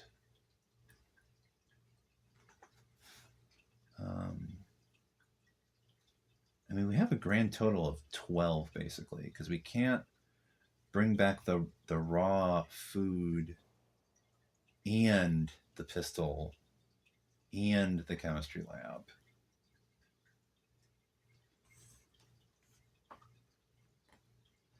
Unfortunately, cannot trade for bandages. But we could.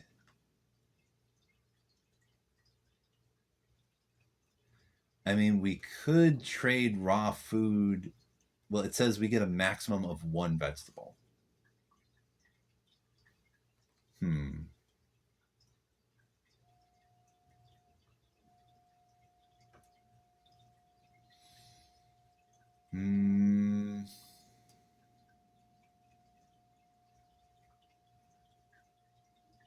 We could trade our weapon part for a couple of books. We could get 2 books for that weapon part. Or we could get 1 book and 1 chem. I mean, we would have 3 chems and 2 books. And if we build that deadfall trap, we use the chems to potentially get more food that way. So that would be nice. And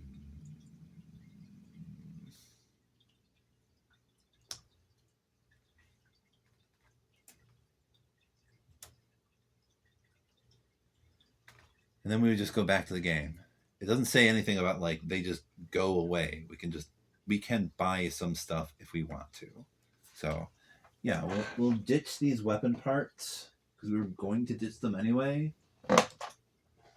But in trading it with them, we will get 1 chem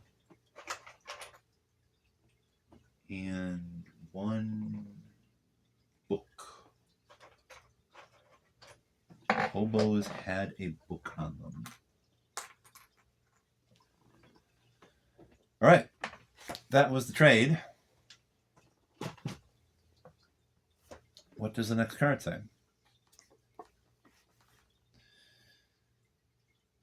Let's see. Door. Peek through the keyhole. Return 1 exploration card. There's only 1 left anyway. Or I think we're going to raise the noise by 1. We entered through the door, and then what's the final? The final card says search the pantry. So this also is marked private, though. So we would risk combat with the hobos once again.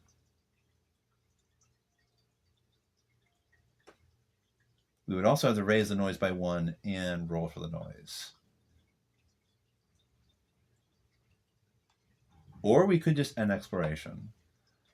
We already have a lot of stuff. We can't really carry more food back with us. We would get to search a pantry.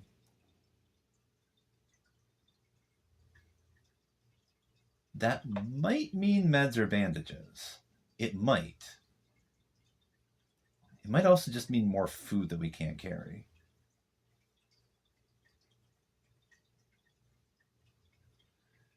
Screw it.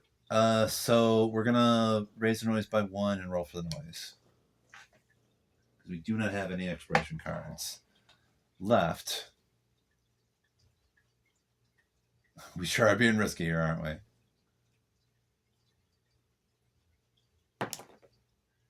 It is a 3. So I think that means we have to draw yet another residence card. That is village folk. Strangers are dragging some bags behind them.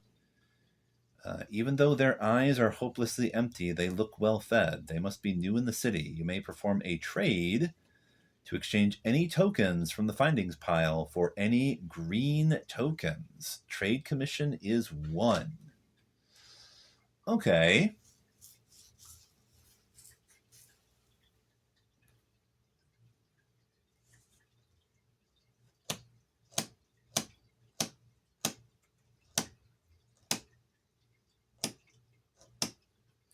Means if we give up one of our cigarettes, we could turn the raw food into 2 vegetables. We could do that.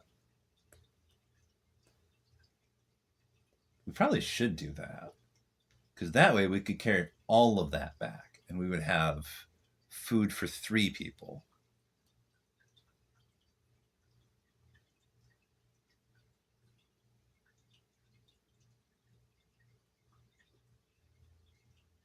Yeah, let's do that. So we'll have to get rid of 1 cigarette and the raw food, but we get to take 2 vegetables back with us. And I think we want to keep everything else. We got ammo, bandages.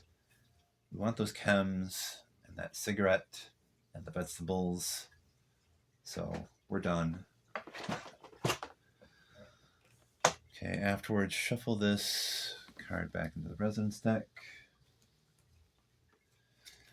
Okay, so I guess in trying to search the pantry, we triggered some village people that came out of nowhere and gave us some vegetables for our raw food. That means we have a little more food for everybody. That's cool. They wanted a cigarette as well. Awesome. Now we're going to search the pantry, and that means we're risking combat once again. So, findings, pantry. It's another vegetable. So we get to bring home 4 vegetables. We have moonshine and sugar that we're going to have to ditch unless we can perform another trade if we don't do combat, I guess.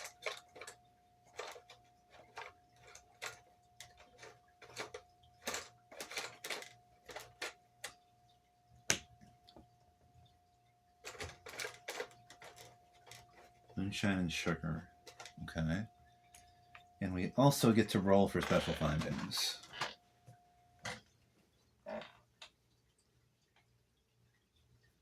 Oh, damn it.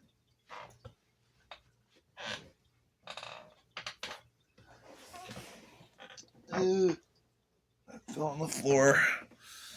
Let's roll it again. It is a 3. Nothing. Okay, we found no special findings. All right, so we're going to have to roll again to see if the hobos try to attack us for searching that pantry. And we are not going to be able to return 1 exploration card to trade with them. So, all right. Rolling. We do get a 2, so combat is initiated, but we can ditch the hiding place to perform a backstab. Okay. So that means we're going to get to spend 1 ammo to take 1 shot, and the hobos are not going to be able to attack.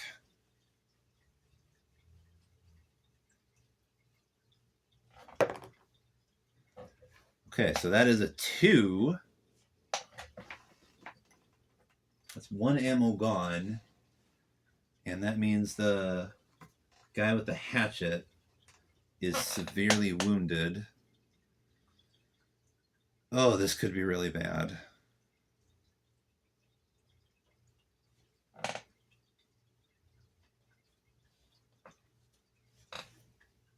So if you do a backstab, then combat occurs like normal. So that means, let me see. Combat is round based.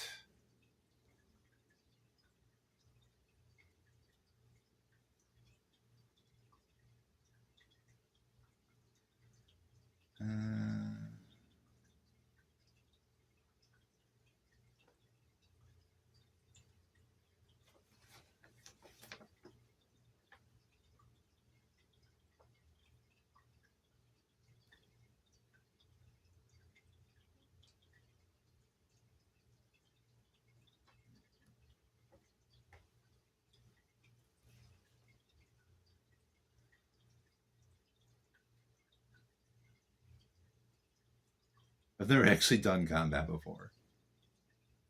So I guess we're going to see what happens.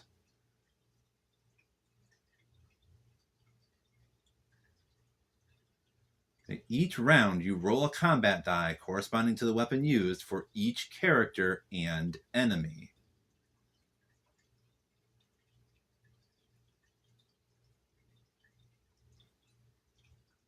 So the number of icons shown on rolled die is the amount of wounds dealt.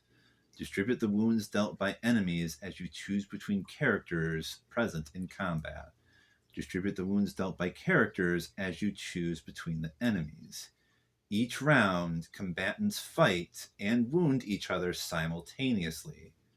Enemy wounds should be marked by sliding the enemy's token to the right along the combat chart. Yeah, okay. So, this could be bad. This could be bad. Amira is going to have the pistol. We've got one guy with a hatchet and a prowess of 0. So he gets to do a melee roll.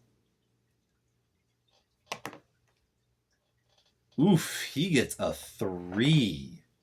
God damn. What's the unarmed guy? He does nothing.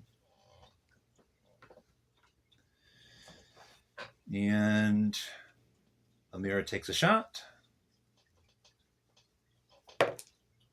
and gets a 3. That means she finishes off the hatchet guy, but he does 3 wounds beforehand. Unfortunately, we're going to say that takes out Savetta and gives 1 wound to Amira. Savetta is now, unfortunately, deceased. That is... Savetta has taken a hatchet to the head, apparently. Amira avenged her friend by taking the guy out. What this also kind of means is we can't take the chemistry lab back with us now, because that is weight 4. And now that Savetta is dead, we can only take the pistol back with us.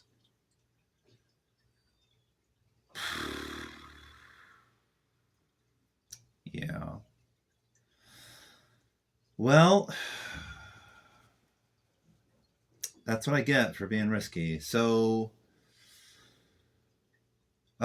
we do have to ditch one of these ammos, so we only have 1 ammo left.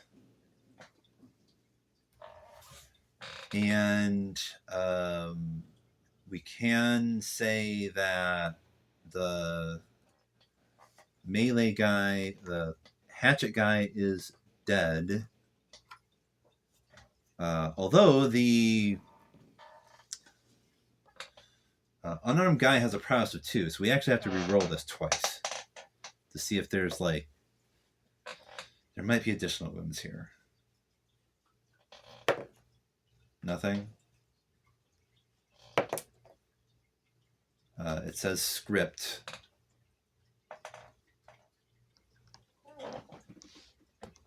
That means we kind of have to check the...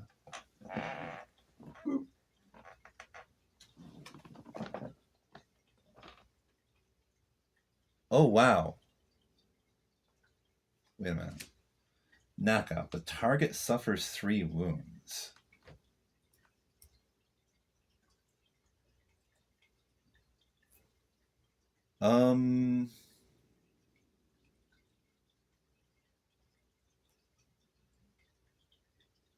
That means everybody killed each other.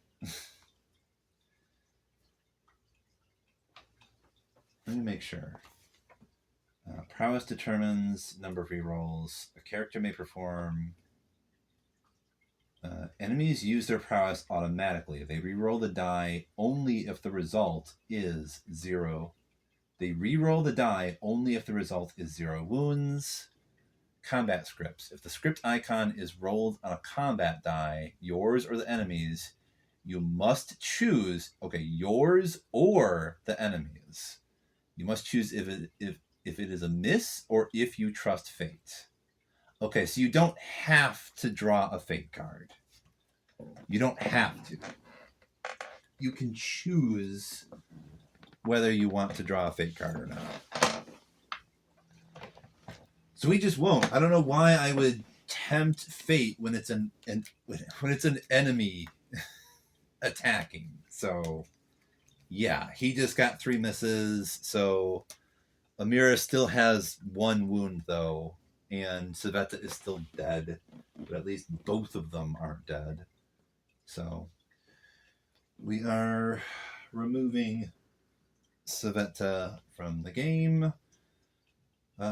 This guy, let's see, we got 3, so he has 1 wound.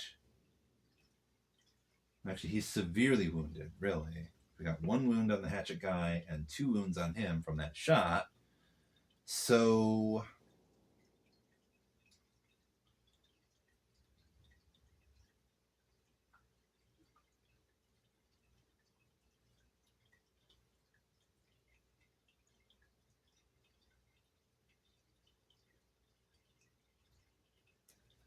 at this point, the combat is not technically over yet because the unarmed guy is still up and at him.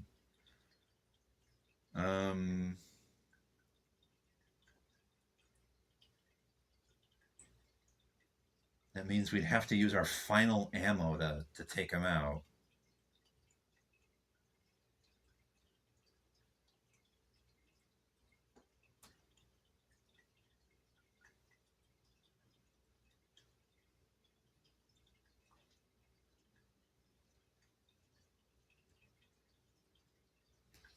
All right.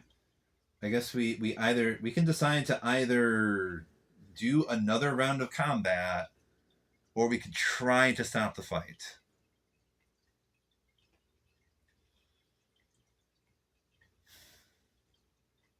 I'm going to say we do another round of combat. This guy is unarmed. But then again, Amira already has 1 wound. We only have 1 ammo left. And this guy has prowess too. So sure, there's a pretty low chance of rolling when you're rolling unarmed that you get wounds, but he gets to reroll twice, and we could get like 2 wounds for Amira, bringing her right up to 3 wounds. So let's say we try to stop the combat, which means we're going to go to 880 to see if we can finish this. It's tempting to try and kill the guy, because then maybe we get to loot.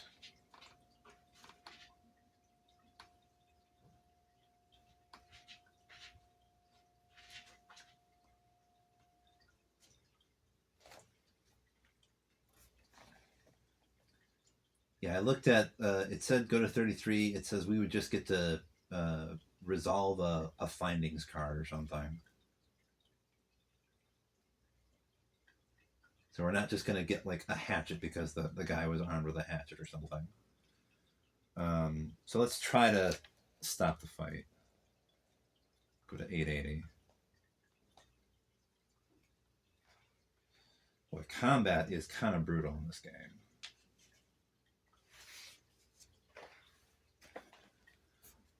Let's see. 880. None of us want to die. We tried to stop the fight and negotiate. We give some of the loot back. Discard tokens with a total value of 6 or more from the findings pile. They leave us alone. Shuffle the residence cards back into the residence deck. Back to the game. Or we say, that's enough, please stop. Roll the black die. A result of 6 to 10, stop combat. A result of 2 to 5, continue combat. A result of 1, the enemy performs a backstab. Oof.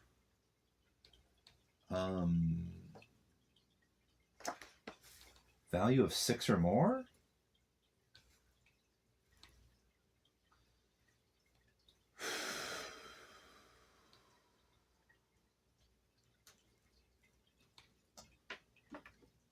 We might have to give up a vegetable and a cigarette.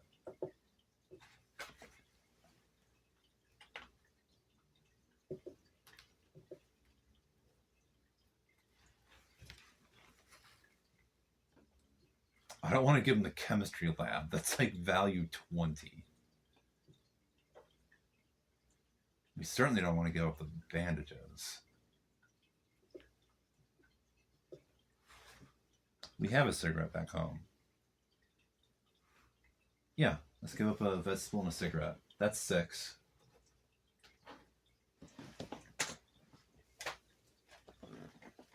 And then the combat is finally over. And the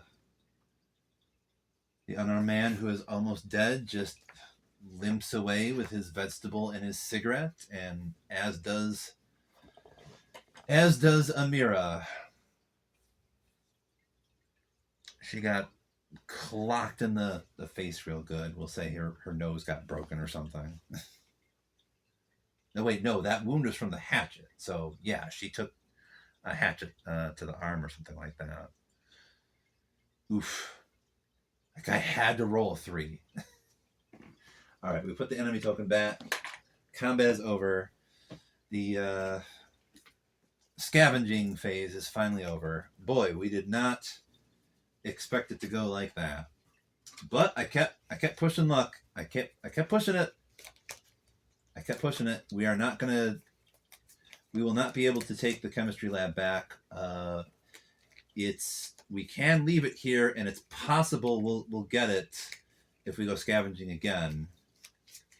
So there is that.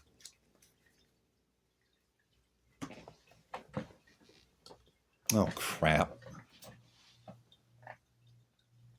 I only just realized this got knocked over to the side. Y'all couldn't see anything for who knows how long. Damn it.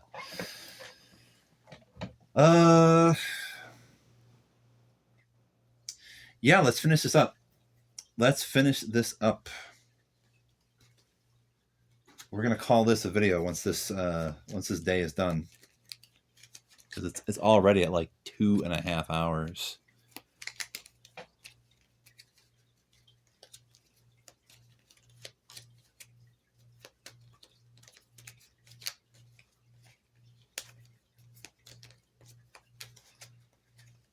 Hopefully the camera was not away from the table where y'all couldn't see anything for too long. I'll have to rewatch this video later. So that is it for the scavenging phase. We have to throw out this ammo that we already spent. Right, I completely forgot. This is something that we found. So we actually do get 3 vegetables, and we have to throw out the... Well, we had this. We had sugar and moonshine. We could have just given this. I think we will. We'll give this so we can get our cigarette and our vegetable back. We got this from one of the things we searched. Okay, so we have 4 vegetables and 1 cigarette that we are taking back with us. We gave up the sugar and the moonshine because,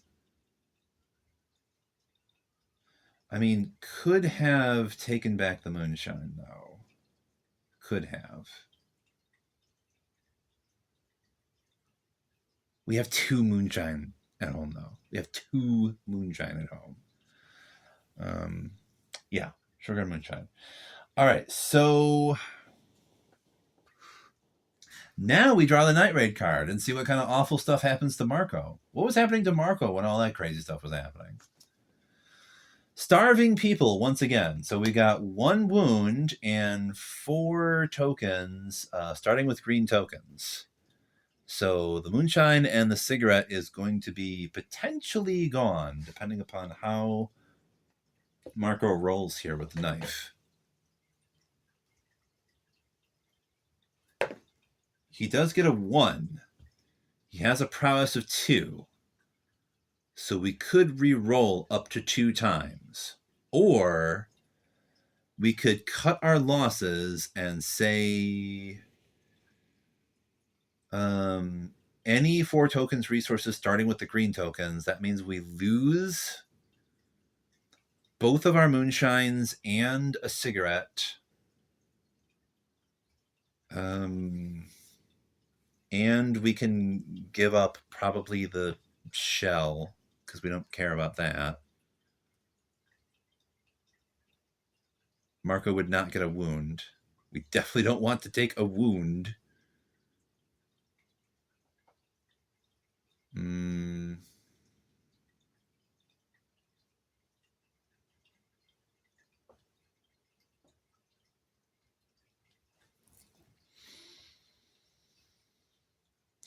Could re-roll twice. That's risking nothing both times, though. If we can manage to get a 3, though, we avoid the wound and we avoid 2 damage.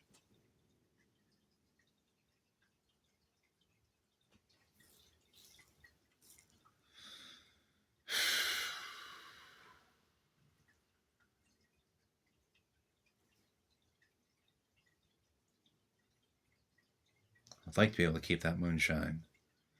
Let's reroll. We still get a 1. Fuck it, I'm taking that. We only get 1 more reroll. We still get only a 1. At least Marco does not get wounded. He defends himself, but we do lose the moonshine, the cigarette, and the shell. All of that is gone. The starving people take it all.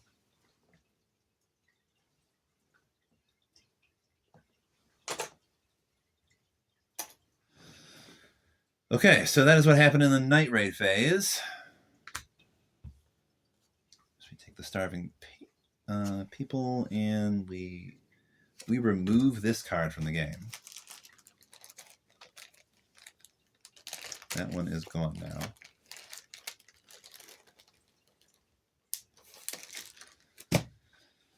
Okay, so Amira comes back. We get another book. Bandages. Vegetables. Cigarette. 1 ammo and a pistol. Oh boy, we're gonna have to keep that chemistry lab there because Amira could not carry it back by herself. And let's see. How does this work again? I think whenever somebody dies, you have to roll for misery at in the dawn phase. I think. Death Among Us. At the end of the dawn phase, check if any character died or abandoned the group today. If the answer is yes, roll the black die and compare the result with each character's empathy. On a result equal to or less than their empathy, raise their misery by 2. Okay. All right. So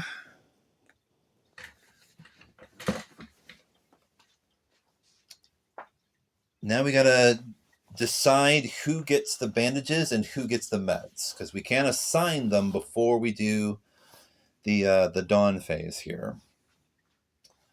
I'm thinking we should probably give the bandages to Amira and the meds to Bruno. Or we could potentially just give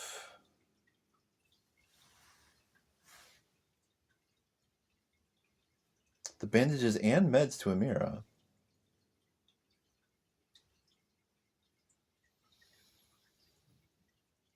Hmm.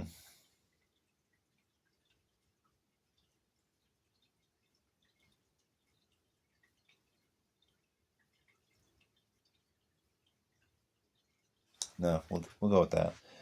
Bandages for Amira. Let's even it out. Meds for Bruno. Okay. And we draw the top fate card and we see what it says.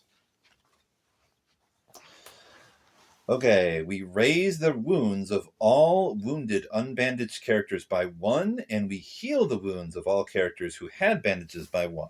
All right. And we discard bandage tokens. So that would mean Amira's fresh wound goes away from the hatchet, but Bruno's wound, stomach wound, once again gets worse. That's what happens. If cold tokens minus board ups equals 3 or more, it does raise the illness of 3 chosen characters by 1. So that would mean illness goes up to 2 for both Amira and Bruno, and we also get illness 1 for Marco. Oof, we have got to do something about the cold here. We really need a workshop. Let's see. We need to exchange the nearest location, which is the Shelled School. So that goes away, and we shuffle in these reality impact cards to their respective decks. And we're going to get the supermarket as the next nearest location. We also resolve weight tokens, which is for the water here. We can roll for that to see how much water we get from the rainwater collector. It is a 4, so that means we get 2 water.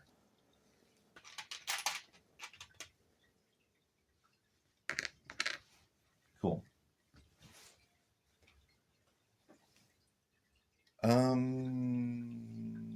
Hold the phone. If we didn't take, we only took the pistol back. We didn't take back the chemistry lab, and we didn't have anything else that weighed anything.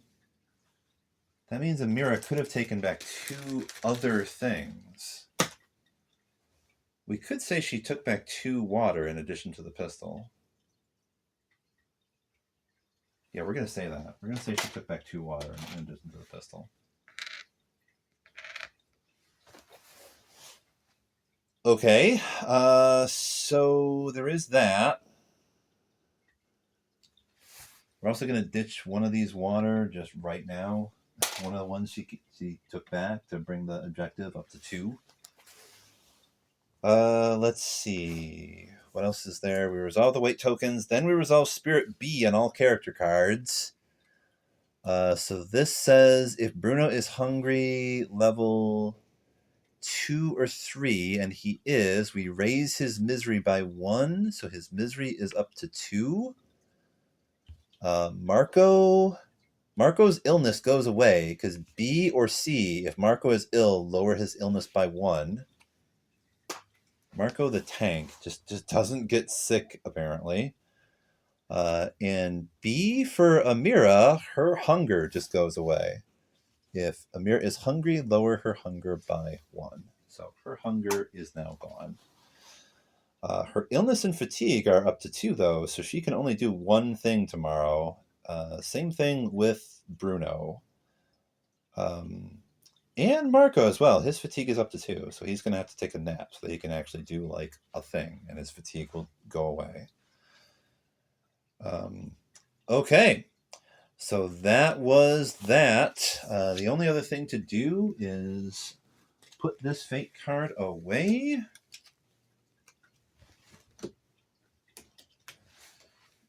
And we're going to draw 2 more narrative action cards to see what kind of extra bonus we get. We have Who's There and kick the door down, open a closed door. That would be awesome. Who's There would also allow us to play at the end of any phase. We can draw and resolve 2 cards from the visitor's deck. That would be really nice. I think we're going to take Kick the Door Down, though, because we do not have a lockpick. I don't know when we're going to get one. And although Central Square still exists, we could trade our Saw Blade for a lockpick. That is a thing that we could do. Because we don't technically need the Saw Blade anymore since we hacked through those bars. That is something to think about. Because even if we get rid of one closed door, which could be this one or that one, we still need to pick the other one. So, okay. We're going to put this other narrative action card back. That is the end of that day. Oh, gosh. What a day. Wait. One final thing to do. We do need to check for how Saveta's death affects everybody before I finally let y'all go. It's almost 2:40. Let's see here. We need to roll.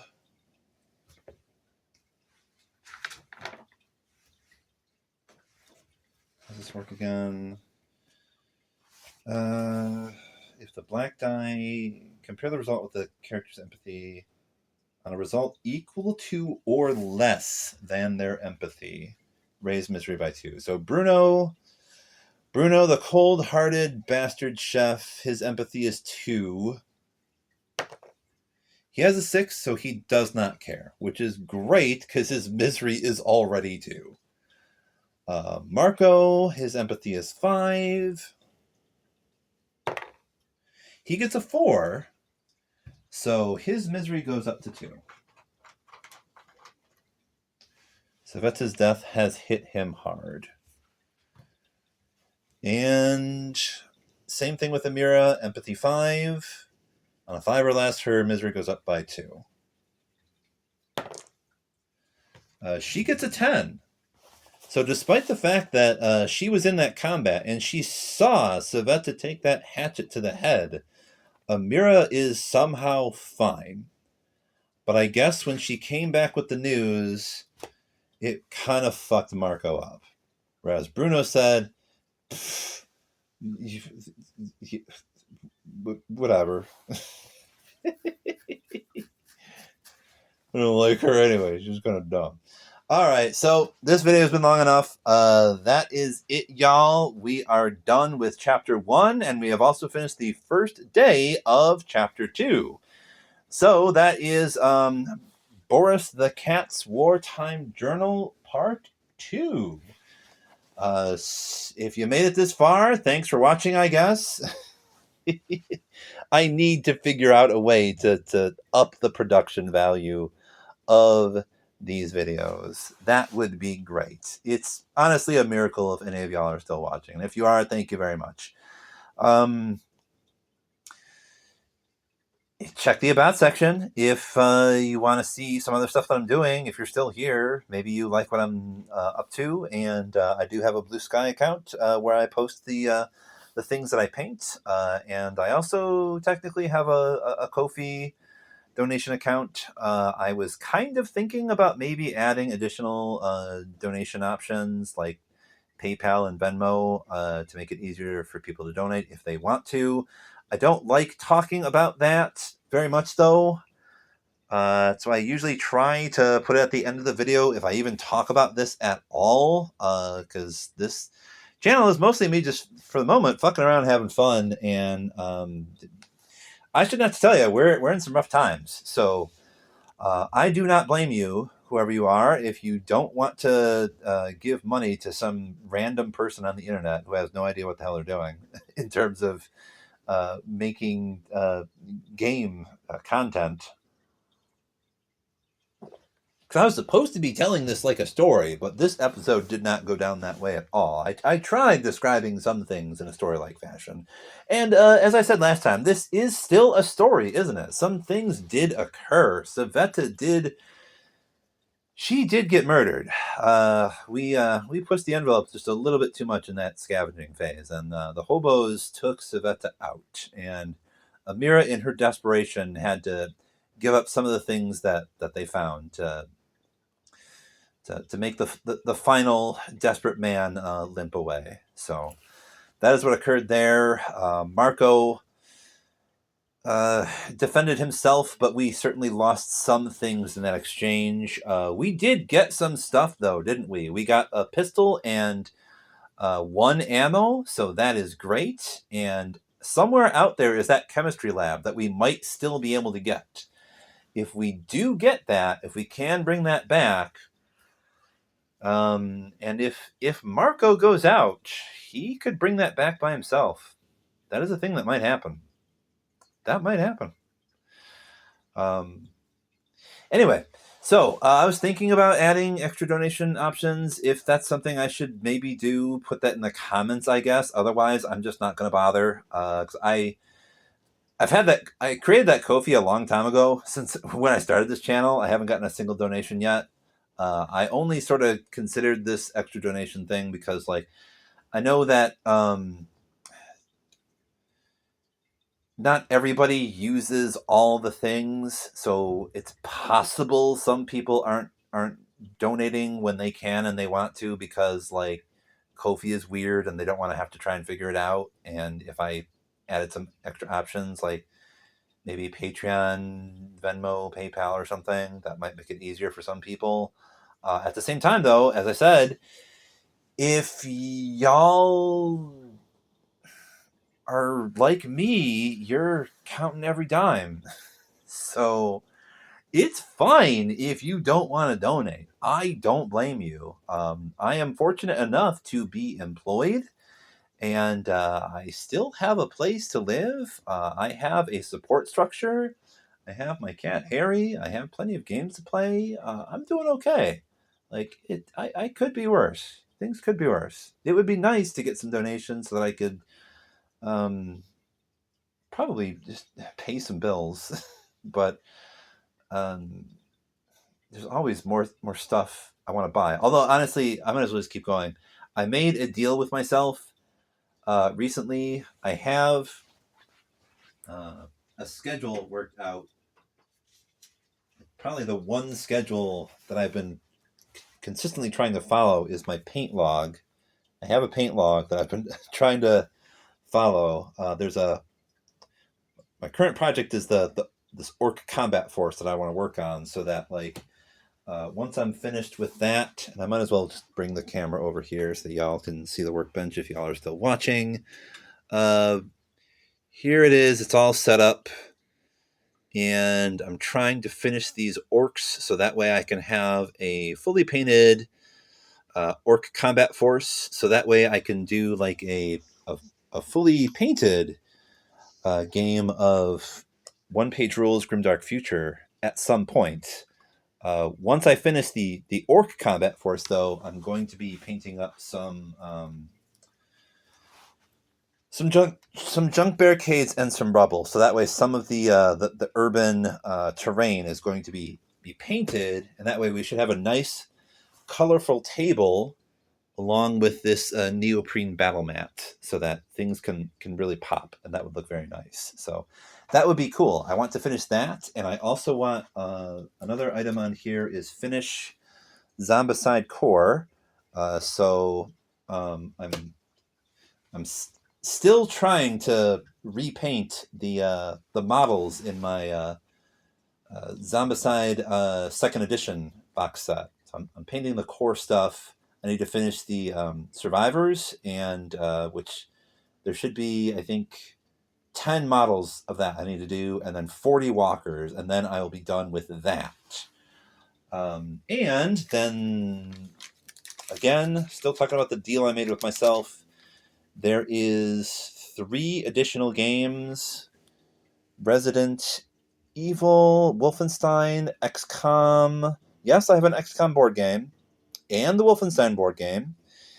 And I'm thinking of either doing 2 more Grimdark Future armies, or I might just try and do a couple of fantasy armies. I have some old models of the Human Empire and Fantasy Orcs.